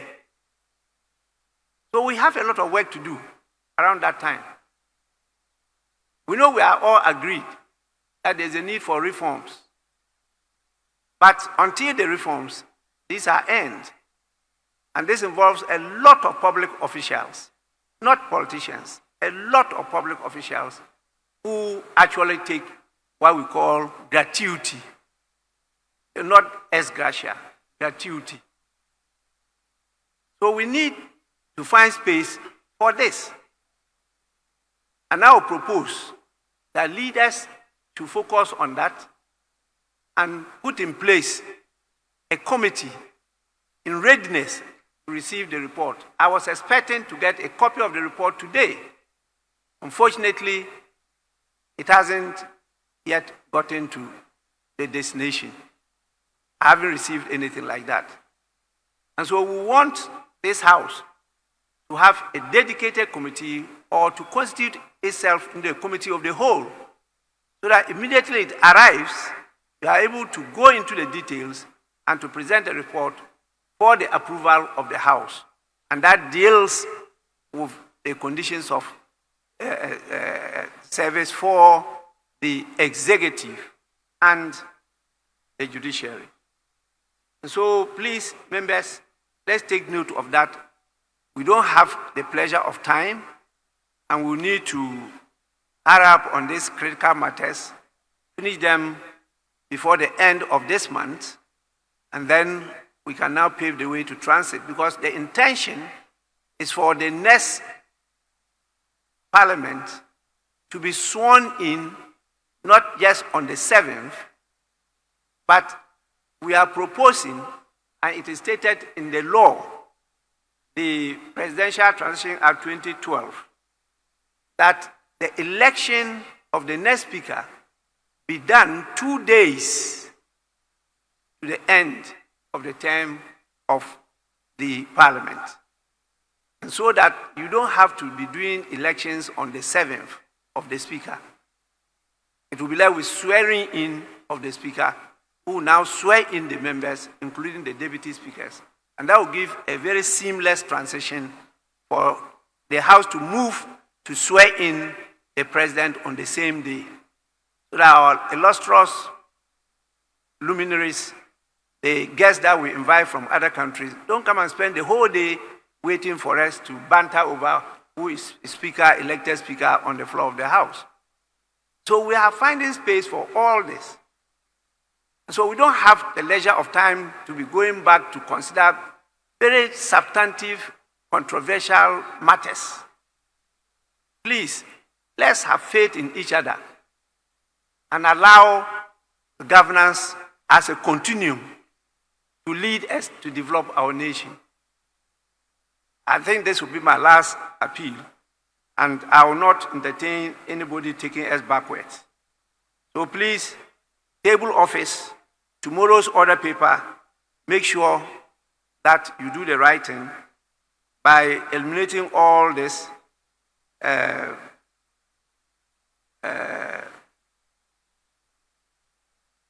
very heavy business load on the House because we will not be able to do them. We should not keep on deceiving the public that these are before the House.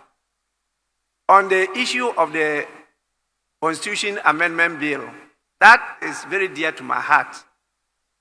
But there were serious objections that were raised by the current government, and in the discussion with leadership, there was no agreement. And so we decided that since we all agree that it's important to make some constitutional reforms, why not let's carry it along to the next government for it to be comprehensively taken through with the rest. If the need be for it to be taken earlier, it will be done within the first quarter of next year. So that was the understanding. So I had to remove that from my priority list and to allow the social protection bill, because, again, the leaders drew my attention to some benefits that will inure to the country. And it's not a controversial bill that we could take it through as quickly as possible. That is why it's been added to the list of priorities. So please, let's go on with that. With this, I proceed to put the question. Those in favor of the adoption of the report of the Business Committee as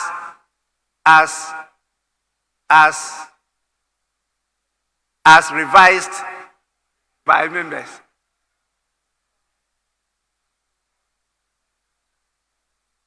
Yes, Majority Leader. Mr. Speaker, with respect, we've discussed and expressed opinions.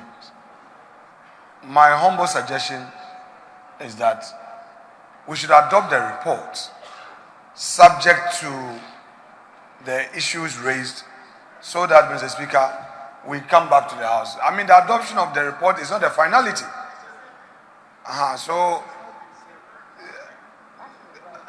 as revised, because we have not given specific amendment to it.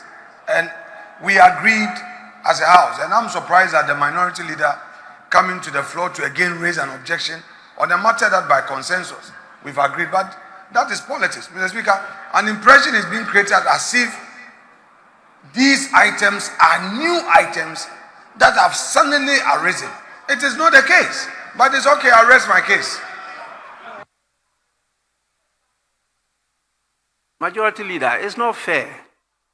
You know your colleague Minority Leader is not here.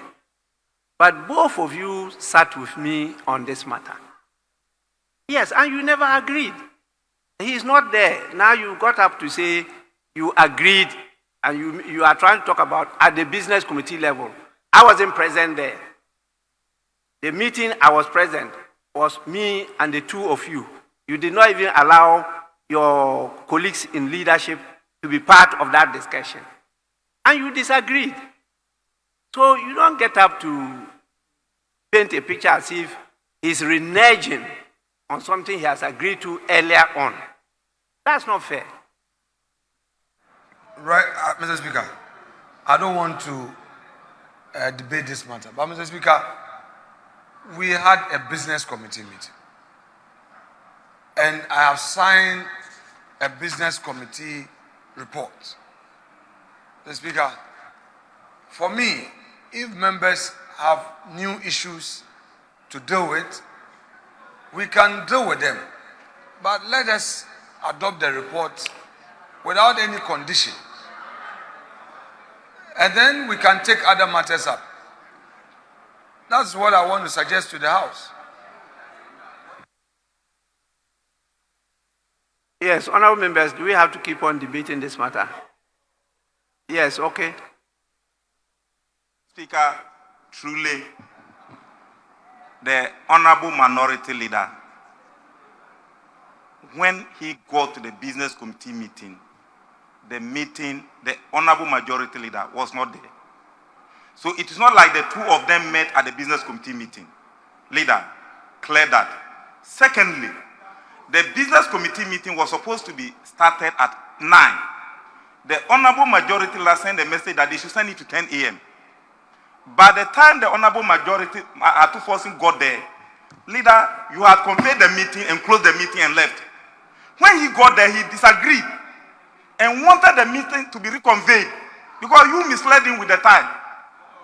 So if you come here and you are now painting him as if he went to the meeting and agreed with you, only to come here and have a change of mind, you are not being fair to him. For Christ's sake, Mr. Speaker, the Honorable Minority Leader Adufosin was clear at the meeting. He said he wanted clarity. We should select the items to be agreed upon before coming here. And you prevail upon that when you get here, he can express his opinion. He has come to do same, and you are painting him black. So which is which? So clearly, Mr. Speaker, we should go by the path that you are chartering to, and I think it's the best way to go. As expenditure in appropriation, you go and say that, oh, NDC people don't want workers to be paid. Let's prioritize that. When we finish that and there's something to be done, that one will be up to us. Honorable Ayarga.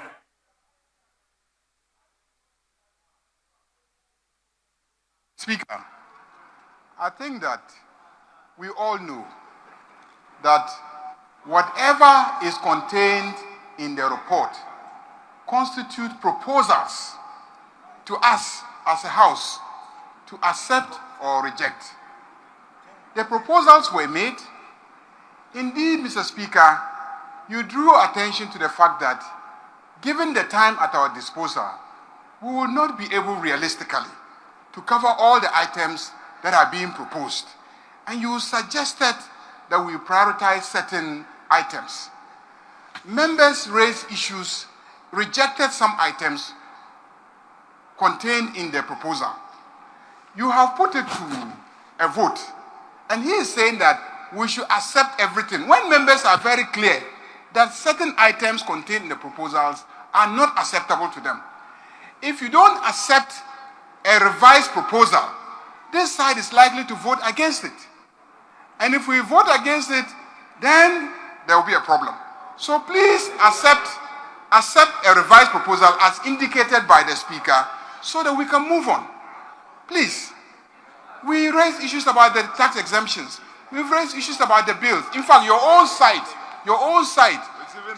is even against some of the proposals and saying that let's deal with the expenditure items for the first quarter of next year. And then we close. So there's clearly no consensus on all the items contained in the proposal. That is why we should accept the Speaker's proposal that let's adopt a revised business statement report. And then we can move on.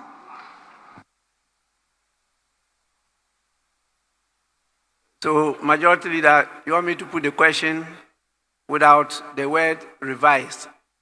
I'll just put the question. Those who are in favor of the adoption of the report, then they vote. Mr. Speaker. Yes, please. Mr. Speaker, let me make this important point. Then we can draw the curtain on this matter. Mr. Speaker, the practice in a parliament is for government business to be tabled on the floor, views expressed, and a vote taken. Mr. Speaker, these items have been business of government since some have been on the business state or order paper since 2022. Some have been on the order paper since May. Mr. Speaker, what is their problem? If you say you are opposed to it, so be it. Let us come with the motion. You have your 137. Your 137 will say no. Our 138, if we have it, we vote for it. Two, Mr. Speaker, on the judges, the committee is done with its report. You participated. The report is supposed to be laid. If you are against it, that is your principled position. But you cannot say that government business, because you merely disagree, we should not list it on the order paper. or that it should not be a matter for business committee to consider, we will be setting a bad precedent for democracy. We will be setting a bad precedent for democracy where members will say that because they disagree, they will vote against a business statement to say that we agree for this item to be on the business statement. We don't agree for this. What you do is to wait to express your opinion. And when you express your opinion, if at the end of the day your opinion carries the day, so be it. But Mr. Speaker, what they are introducing is very unknown to our democracy. Very unknown. And I want to accept that. We should not set a bad precedent because... Honorable Majority Leader, Yes, please, Mr. Speaker. please resume your seat. Thank you. We have been confronted with these things before. It's not the first time. Go and read the Hansard of 2000. You will come across a similar challenge that faced the House. That time, I was chairman of the Committee on Constitutional, Legal and Parliamentary Affairs. His Excellency, the President, was the ranking member. Go and read it. The same issue of nomination of judges to the Supreme Court came up. And there was serious objection by the minority then. And the then government had to drop those nominees. Go and read the Hansard. And the reasons that were adduced, led by His Excellency the President at that time, they are there. So don't create the impression that this is the first time such a challenge is facing the House. If there's a need for us to improve upon it, and I believe there's always a need to improve on these things, okay, let's say so, and let's go on it. But I gave you a reason that these matters are so important that we need time to consider them well. If you wanted to always sit till midnight or the next day, I'm available. Luckily, I'm very healthy now. You know, I can sit through. Be prepared. But let's do a good job to make sure that the decisions we take will be to the benefit of Ghana and Ghanaians. That's most important. Not just rush through them and then maybe further aggravate the economic or social situation in the country. That's my worry. We have spent the whole day today not doing much. I don't know what will happen tomorrow. But I'll put the question. If I put the question as you have requested, I'm trying to look at your numbers. Because sometimes I have to save you from embarrassment.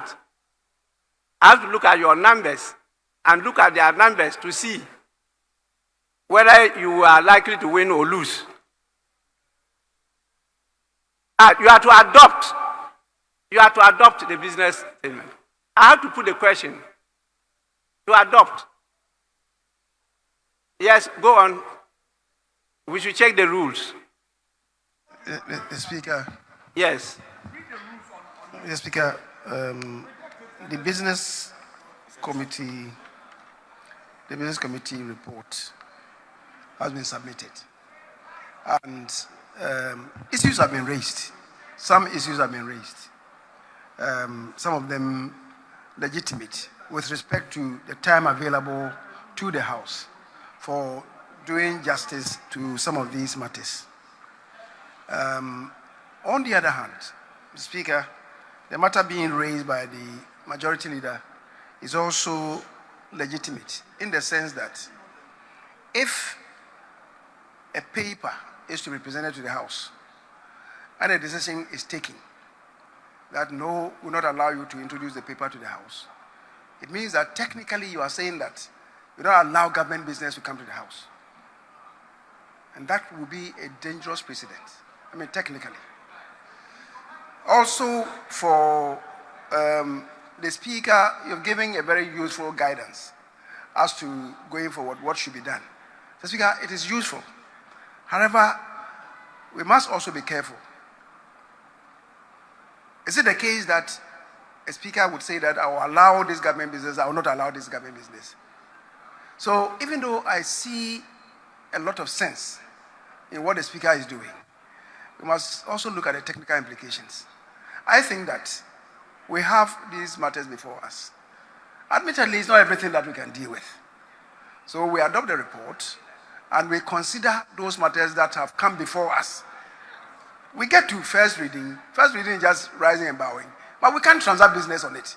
Like the second reading and so on and so forth. Because when you do the first reading, you now have to refer the matter to the appropriate committee to go and consider and report to the House. Do we have the luxury of time? We may not have that luxury of time, which then goes to what direction the Speaker is giving us. That let's look at all these implications. So we become very pragmatic in the consideration of these matters.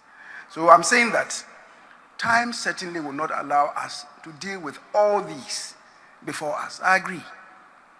But when it is advertised for a paper to be presented and the indication is that no, we will not allow this paper to be presented, that also has its own connotation, which in my view will not be good for the image of the House. But we must be pragmatic. What can we deal with? What can we not deal with? The Speaker has offered some suggestions. Going forward, we look at what to do, what we can do, and what we cannot do. As simple as that. Which is why the leader is saying that, okay, let's adopt the report. However, we must take into consideration the various suggestions that come from the floor, that have come from the floor. Then we move on. So that is my consideration of the matter. Yes, Honorable Ayaria. Speaker, Mr. Speaker, it is already known to us in this House that this meeting took place without the participation of our leader. That became obvious when Honorable Ahmed took the floor. He indicated that our side did not participate because they were misled regarding the timing of the meeting. This is a very serious matter. And you have given further guidance. Indeed, I think that the proper thing to do is to adjourn and direct them to go and meet again tomorrow morning, both sides, agree on a common agenda and bring back to us. Because we will not approve an agenda that is entirely orchestrated by one side. Mr. Speaker, it is obvious. He did not dispute the fact that Honorable Atto did not participate in the meeting. He did not also refute the fact that Honorable Atto asked for clarity in relation to exactly what should constitute the agenda. So clearly, this is not an agenda that was agreed upon by both sides. So he misled us, and so this House is being cajoled into accepting something that one side did not participate in deciding on. So, Mr. Speaker, I think that the best thing to do is to adjourn, direct them to go tomorrow morning, meet, and then agree on something and bring to us, informed by the debates that have taken place today, the discussions that have taken place today, and your own advice. And I heard you, Mr. Speaker, indicate that even you were not aware of the entirety of what will constitute the program. And that is why you recommended that we should stick to certain items that you think are more practical. And indeed, the great leader is agreeing that we must be very practical, that we cannot deal with this tall list of items that the majority leader is trying to impose upon us. So I urge you to adjourn and refer the matter back to the business committee, let them meet tomorrow morning, and let them bring us a practical, acceptable, realistic agenda. Thank you, Mr. Speaker. Honorable members, even though I allow you for purposes of education and creating public awareness as to how we do our business, so sometimes I allow these exchanges. It's important for us to note that the speakers listen to both sides of the House.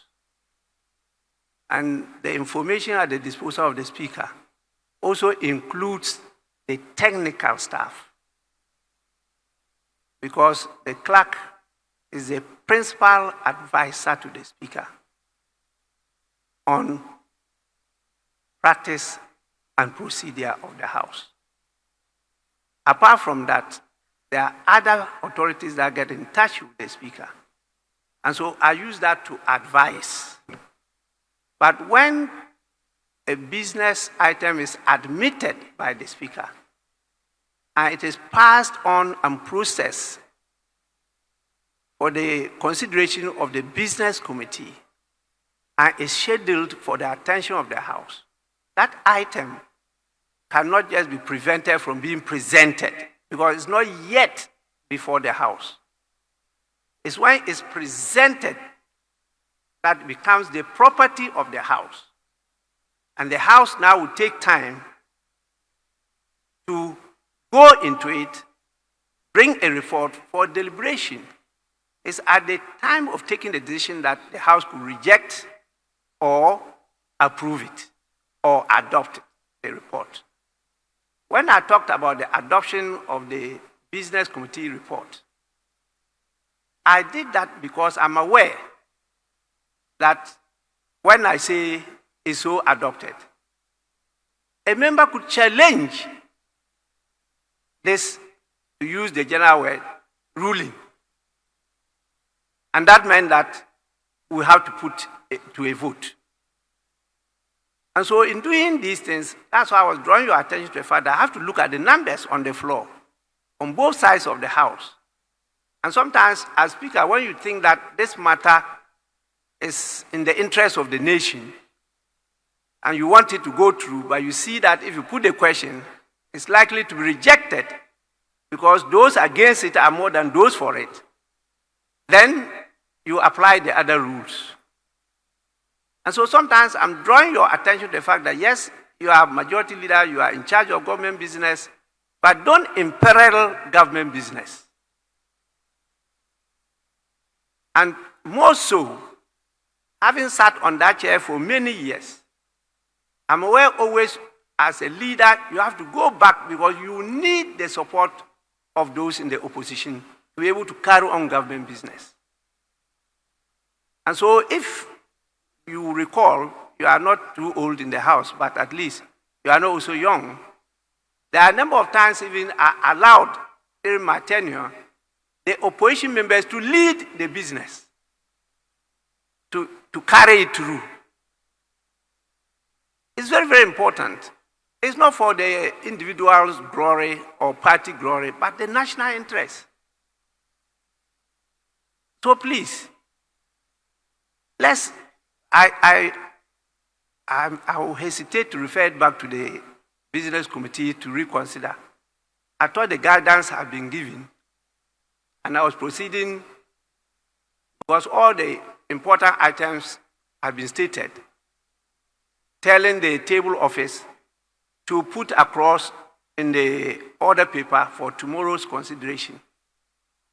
But if you, as leader of government business, insist that we should see carry on with all, well, it's for you.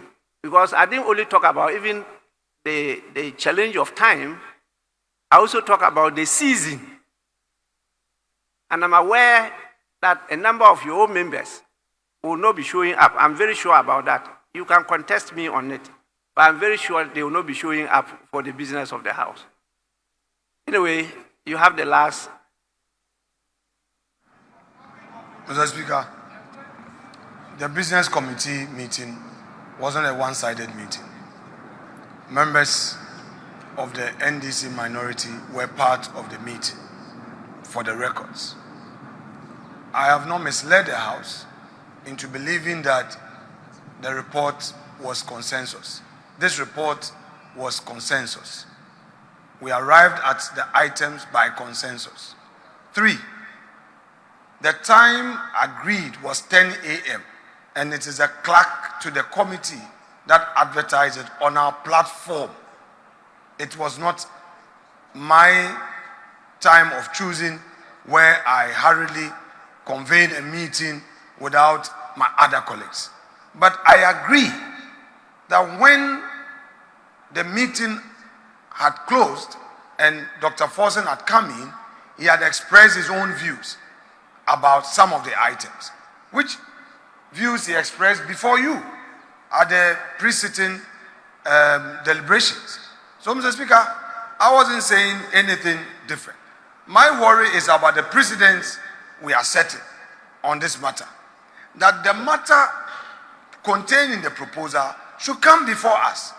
If it comes and we deliberate and we take a decision, that at that point is before the House. But if, Mr. Speaker, at this stage, it's going to be a novel practice for the House to say that business committee meeting, because there is a disagreement, we are going to reject or take some out and amend. Mr. Speaker, as it pleases the House, you are to guide us, and I will yield to the suggestions that you want to put across. But I find it a novel practice. I find it a novel practice. And again, and finally, the suggestion that some of these items are new are completely untrue. Mr. Speaker, these items have been pending for months and years, and my colleagues know.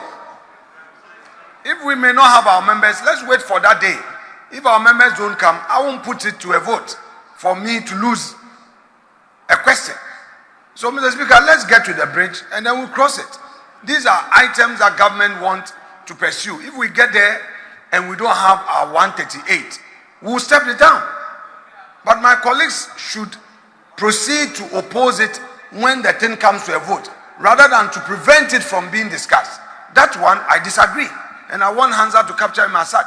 Mr. Speaker, having made my point, the rest lies with you. Thank you. Anyway, honorable members, if you look at the order paper, item 10 deals with presentation of papers, which meant that there are new matters to be presented to the House. So when you say there are no new matters, it's not wholly true.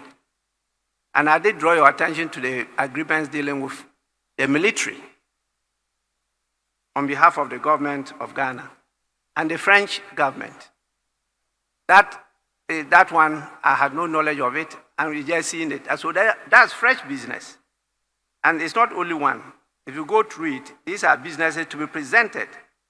10, A, B, C, D. There are businesses to be presented. So please, let's stop at this. But what happened at your business committee meeting is actually not under discussion here. I think we should leave it at that, because I usually ask for better, further and better particulars.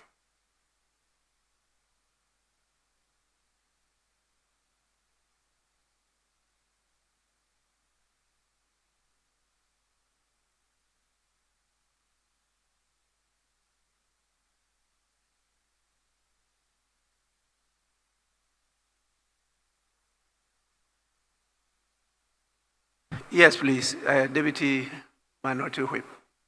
Mr. Speaker, for the records, I just want the majority leader to be aware that he misled us. Mr. Speaker, the business committee notice was issued with the time at 8 a.m. This morning, the majority leader changed the time, said, let's do 9 a.m. At 9 a.m., he directed the clerk to change from 9 a.m. to 10 a.m. You changed the time twice. The test is here.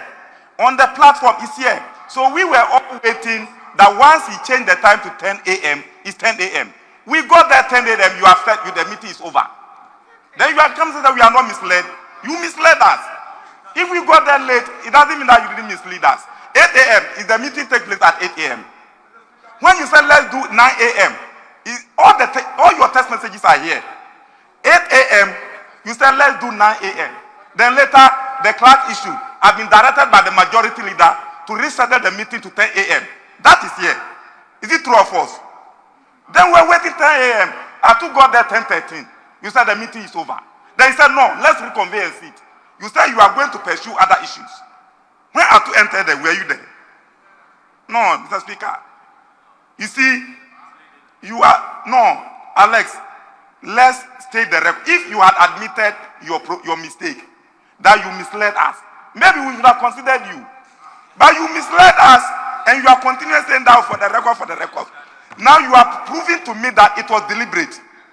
Oh, let's beat them by the time. And take everything to the floor. Ask your deputy. When I questioned her, she said, oh, let's go to the floor so that you raise your issues here. Then he has come to do say, and you are saying that no, he shouldn't do that. Speaker, with respect, the minority leader indicated the reason for the time change was that he said you had a caucus meeting. Mr. Speaker, it was at the instance of your leader. Please don't let's go there. The 8 to 9, 9 to 10 was because he indicated you guys had a caucus meeting. And I yielded. You may recall that on the same platform, we were to have the meeting last week. And Honorable Kwame Agboja, the chief whip, requested that we do it today. And I again yielded. It was not because I wanted to be, I build consensus with you. When there are some small errors, then you want to blow it out of proportion. Honorable Ahmed, we were supposed to have this meeting on Friday. You said you wanted it today. I immediately agreed. Your side requested for a change in time. I agreed. They requested for it again. I agreed. And then when we started the meeting, some of your members were there. And we started. So let's not go there. The point I've made is that if you have strong views, let it get to the stage where you can reject or otherwise. But to say that it shouldn't come at all, it's not acceptable. That's the point I've made. But I agree with Mr. Speaker that indeed I erred by saying that all the items have been on the business statement for some time. Some are indeed new. And that I concede on the correction made to my earlier submission by Mr. Speaker. I concede on that. Mr. Speaker, I believe we can make progress. Honorable members, the evidence at my disposal is that initially the meeting was scheduled for 8 a.m. And then both sides came with the fact that they have to have caucus meetings. So it was shifted to 9. At 9, the information was that they hadn't completed the meetings, so it was shifted to 10. That is the information at my disposal. And so this is what happened, which led to the change of time. We have gone past that. We are looking at the reality. It's a reality challenge. And so we will please keep what we have now, but we'll do what we can do. I will guard against decisions that could work against the interests of the nation. And therefore, there are some items that I will not want to endanger in a deliberation now. And so my advice will be for us to take that and let the incoming government come to consider it. That will be my advice. Because if you consider it now and maybe it's rejected or you bastardize it, we may not have the opportunity to reevaluate it and maybe take a better decision on it. So please, honorable members, let's end it here and then proceed to other items. I see the very senior veteran member of parliament, Honorable Cletus Avoka. Yes, thank you, Mr. Speaker.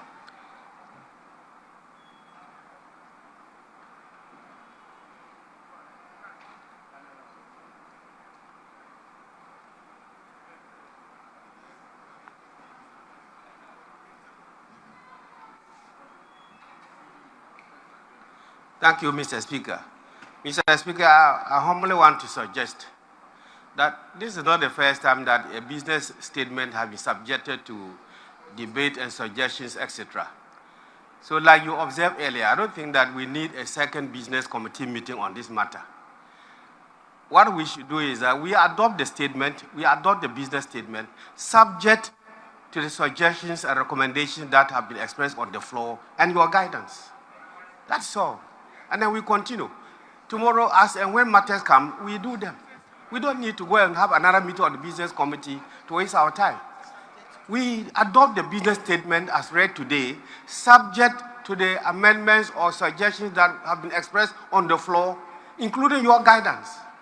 And we move ahead. That has been the practice. Former majority leader, the current majority leader is not in favor of it being subjected to any proposal, because that was my earlier proposal. But you are not against it being subject to. Oh yes, then let's go there. Please. Mr. Speaker, that was the very view I expressed. Hansard would bear me out. I use the word yes. You see, Mr. Speaker, you know, the incoming majority, because of the limited nature of the appointment, all of you may be redundant. All of you will be redundant at the back bench. And you would always be redundant. And they will be looking for you. You won't come. Mr. Speaker, very soon, you will tell the incoming majority leader, look at your back, check behind you. There will be nobody. Because you all will be looking for things for your constituent. Mr. Speaker, be it as it may, I agree that we adopt the report subject to the views expressed, etc., etc. Let peace remain. Let there be peace. It's okay. Granted, I wasn't loud enough on this. Now, I bring clarity to it. Let's make progress. That is all.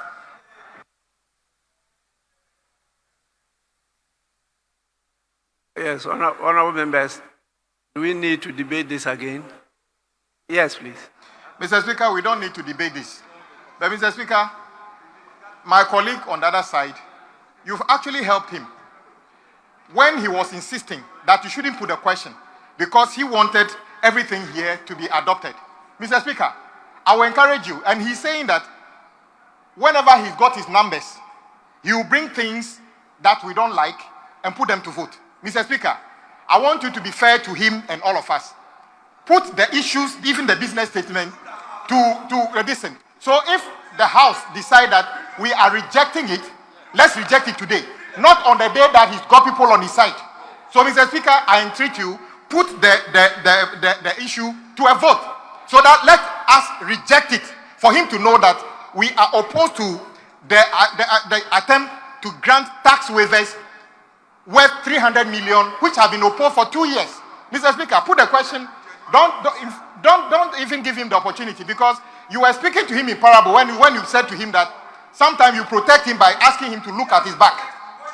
By looking at his back. Mr. Speaker, what happens the day that the people on my back are not enough and his are more? Then he will try to take the judges, would that be fair on that day? Mr. Speaker, would that be fair on that day? Mr. Speaker, put a question so that we reject the business statement today, so that we can go and do a proper business committee meeting and agree on what is put on the business statement coming from the majority of the people on the business statement. That will be a fairer way of doing it, instead of protecting him because he has, almost scanty back there, just like the votes they got, so that we who are in a majority will be in a disadvantage. This is the true nature of who you are. This is why the Ghanaians gave you a vote to commensurate with the numbers you have. Yet you said you haven't learned any lessons. You haven't learned any lessons. You are still walking like this. Talking, you cannot tell us we are a government. Look at the size of the government. Is this a government? Is this a government? This is less than the district assembly size of this thing. Mr. Speaker, very soon it will get to its turn. That disease that is making us suffer today, I give you 6 months. You will go through the same process. But Mr. Speaker, don't worry. The rules book we have, the standing orders. I don't want to ask you to look into your books, your standing orders. But I want to tell you that there's no way that a business statement is required to be subjected to a vote. Read for me, read. We've passed this. Read it, read. You quote me a rule that requires that a business statement. Go and read the old rules and this one. Read the old rules. Dr. Mr. Agboja, read. You see, you are aspiring to be a new majority leader. Behave yourself. Don't behave yourself. Don't act as if you are still in minority. You claim you are a majority. Behave like somebody who is in majority. What's wrong with you? Read where you can find in the books. To tell us, how do you adopt something in Parliament without taking a vote? Tell me which rule tells you how to adopt. Can Mr. Speaker just decide that the House has adopted without members? Tell me. Consensus. So there's no consensus here today. We don't have a consensus. So tell me which rules you are using. There's no consensus.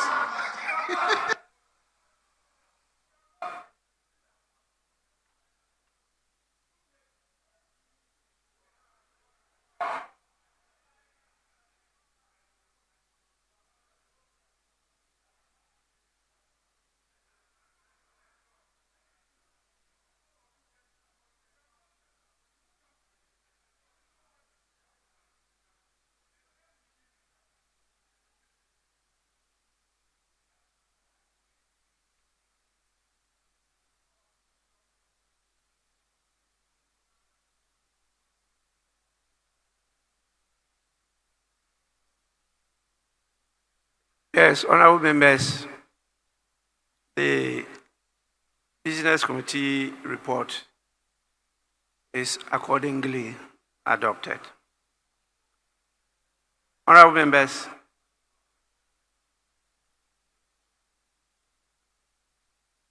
when I use the word accordingly, subjected to, you want me to use the word subjected to the comments made by members.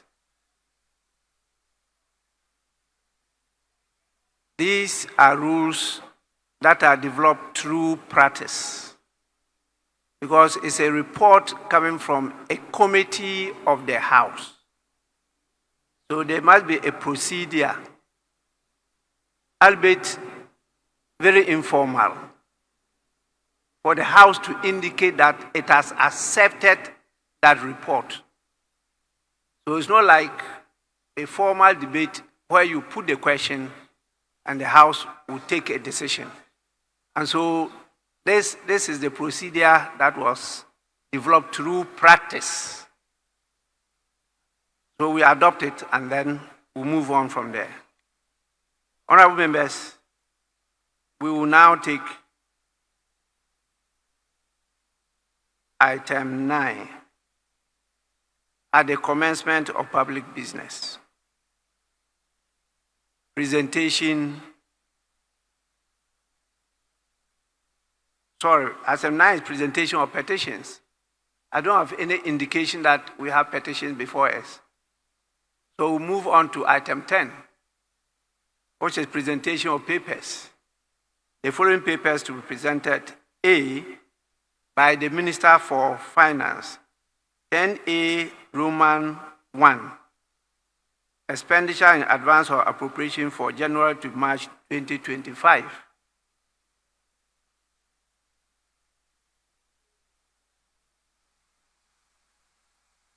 It's not ready. It's not ready.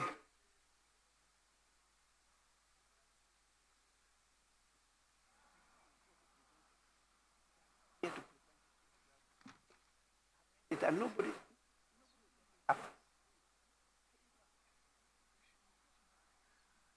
Yes, Honorable Sechi Mensabons, you want to present that paper? No? Speaker, I think the minister himself will be in charge. But as you know, there is a role for him to play at the transitions team meeting. So if you saw, he's been there the whole day. And the Speaker, the meeting is holding, and at the same time, there's also another cabinet meeting at 5. So I'm just walking there to inform him that he needs to present it. I guess maybe tomorrow it should be ready, or maybe latest day after tomorrow. But I guess, certainly in the course of the week. I know, Certainly. I know the report is ready because I was given a copy to admit for the consideration of the business committee, which I did. The challenge we have now is whether there's any authority here to present it for and on behalf of the Minister for Finance. If there's none, then we could leave it to tomorrow, where he himself, as you indicated, he wants to be in charge of it. So we, honorable members, defer that item, and then we move on. Yes, please. Mr. Speaker, as you always say, we learn. Mr. Speaker, Honorable Chairman Sabonsu has laid papers in this House. In fact, he's actually even presented a budget in this House. I'm surprised that both the leader of government business and the Minister of Parliamentary Affairs do not have authority to just lay what you are talking about in this House. I don't want to believe there's any conspiracy. Mr. Speaker, one of them can actually lay this paper. Just laying. Normally they will tell you he's just laying, he's just laying. Honorable Chairman Sabosu has laid papers for Finance Minister, Energy Ministry. In fact, one of the days we call him Minister for everything. So it is difficult for me to understand why my good friend, Honorable Afenyo Makin, would not even lay this paper on behalf of Finance Minister. Apart from that, Honorable Chairman Sabosu, who actually has presented on record a budget in this House equal to being a finance minister, can lay this paper and refer it. Tomorrow we'll deal with it. Mr. Speaker, if they delay this and tell us this is one of the reasons we'll sit on Saturday, Mr. Speaker, that will not be fair to members. That will not be fair to members. They have all opportunity today. In effect, Mr. Speaker, the first day of resumption, the government has not presented any business. That is the fact. They haven't presented any business. Yet, the leader of the House is requesting for you to add another day, which is a Saturday. How fair is that to the people of this House? When you have no business on the first day. Mr. Speaker, Minority Chief Whip, actually, he hasn't requested that I add Saturday. He hasn't done so. I looked at the nature of the business before the House, and it was my proposal that we could not complete the business that I prioritize within the 5 days. So I added the Saturday. You have a good case because it means that it's a sign that they want to delay and then we'll be compelled to sit on Saturday. But also don't forget that times have changed. One of the issues I raised was the fact that maybe even what I admitted, because of the current situation, might have made some amendments. And that is why I took into consideration the submission by Honorable Osei Mensah Bonsu that the minister wants to take charge of it. He wants to do it himself. And so I just pleaded that let's defer it. If there have been that kind of changes and he gets out to lay it, and maybe you ask, could you give us some gist of what is in it? Then he'll be hard put. Well, he could say something today, and tomorrow, when it's presented by the minister, it will be something different. So let's leave it to tomorrow for him to come and present. Or, Honorable Chairman Zabonsu. Yes, please. Speaker, just to concur and indeed align with what we just said, that was the issue I was raising. And he knows that issues have come up recently in respect of some expenditures. The minister will have to evaluate these matters. It's not for me. So, Mr. Speaker, if the chief whip for the minority gets up and is, attributing or impugning some improper motives, Mr. Speaker, he has some uncanny ability of introducing these matters into otherwise very sanctimonious issues. And you should be guided. Actually, even if he did, those were not improper motives. They are proper motives. Speaker, if you heard him, I heard him. That it may be acceptable to some conspiracy. Yeah, if the intention is to delay it and to push the time to Saturday, that motive is not improper. It's proper. Mr. Speaker, the first leg is what I'm drawing your attention to. He sought to impute improper motives, that it might be some conspiracy. That's the issue that I'm relating to. And he knows that those words are very offensive. He knows. He should not be indulging in this. In any event, Mr. Speaker, he's also been the chief whip for the minority for some time now. He knows that even in his status as the leader of government business, not a minister, he cannot present items for on behalf of a minister. I thought this is, parliamentary practice that you must learn, or that you ought to know. So to say that, because the Speaker, let me not go on that tangent. I'll forgive him for his trespasses. Yes, honorable members, the word conspiracy is not only negative, it's also positive. You can conspire to commit a crime. You can also conspire to prevent the commission of a crime. So we should not always look at it like how many of you do. You think that when they say you belong to a tribe, it's negative. No, those are the building blocks of society, and they are positive. So if they say you are being tribalistic, it doesn't mean it's a negative connotation. I don't ascribe to that view. It's the beginning of patriotism, loyalty, identity, and that is positive. It's not negative. Yes, please. Mr. Speaker, I just want to move that we bring proceedings to an end, to go and come with renewed strength tomorrow morning. Mr. Speaker, the day is far spent and much has been discussed, even though a decision has not been taken. I knew that the Minister for Finance will not be here to present this expenditure in advance today. I knew. And Mr. Speaker, it is for this reason that when appointments are being made, proper due diligence must be made. If the minister is engaged, what about the parliamentary candidate for Dwabusu, the Deputy Minister for Finance, who was given that position to go and contest in Dwabusu and lost? Now that he's lost, he can come and be holding the fort for the minister. The Speaker, our friends were here. When if those appointments had been given to my good friend like Ahimadu, he would have started the motion. Really. The Speaker, even my good friend, Honorable Collison team, could have proceeded with business. But you go and give the positions to parliamentary candidates just to win votes. Now they have lost and they have no interest. See where we are. The Speaker, I move that we bring proceedings to an end. I so do.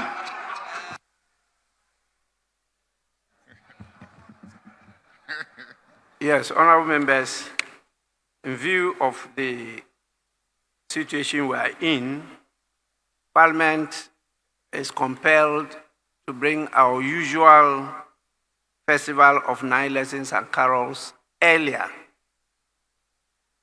And it's proposed that it be held on Wednesday. Wednesday, we'll have the festival of 9 lessons and carols and the Thanksgiving service. As you know, it's usually in the presence of Parliament. And the usual time is 6 p.m. We have invited all the dignitaries. We invited His Excellency the President, and he will be represented by the Vice President, the Chief Justice, and all the clergy, and all those, sweet voices are going to be present. And I want to take this opportunity to urge all of you to make it a point to attend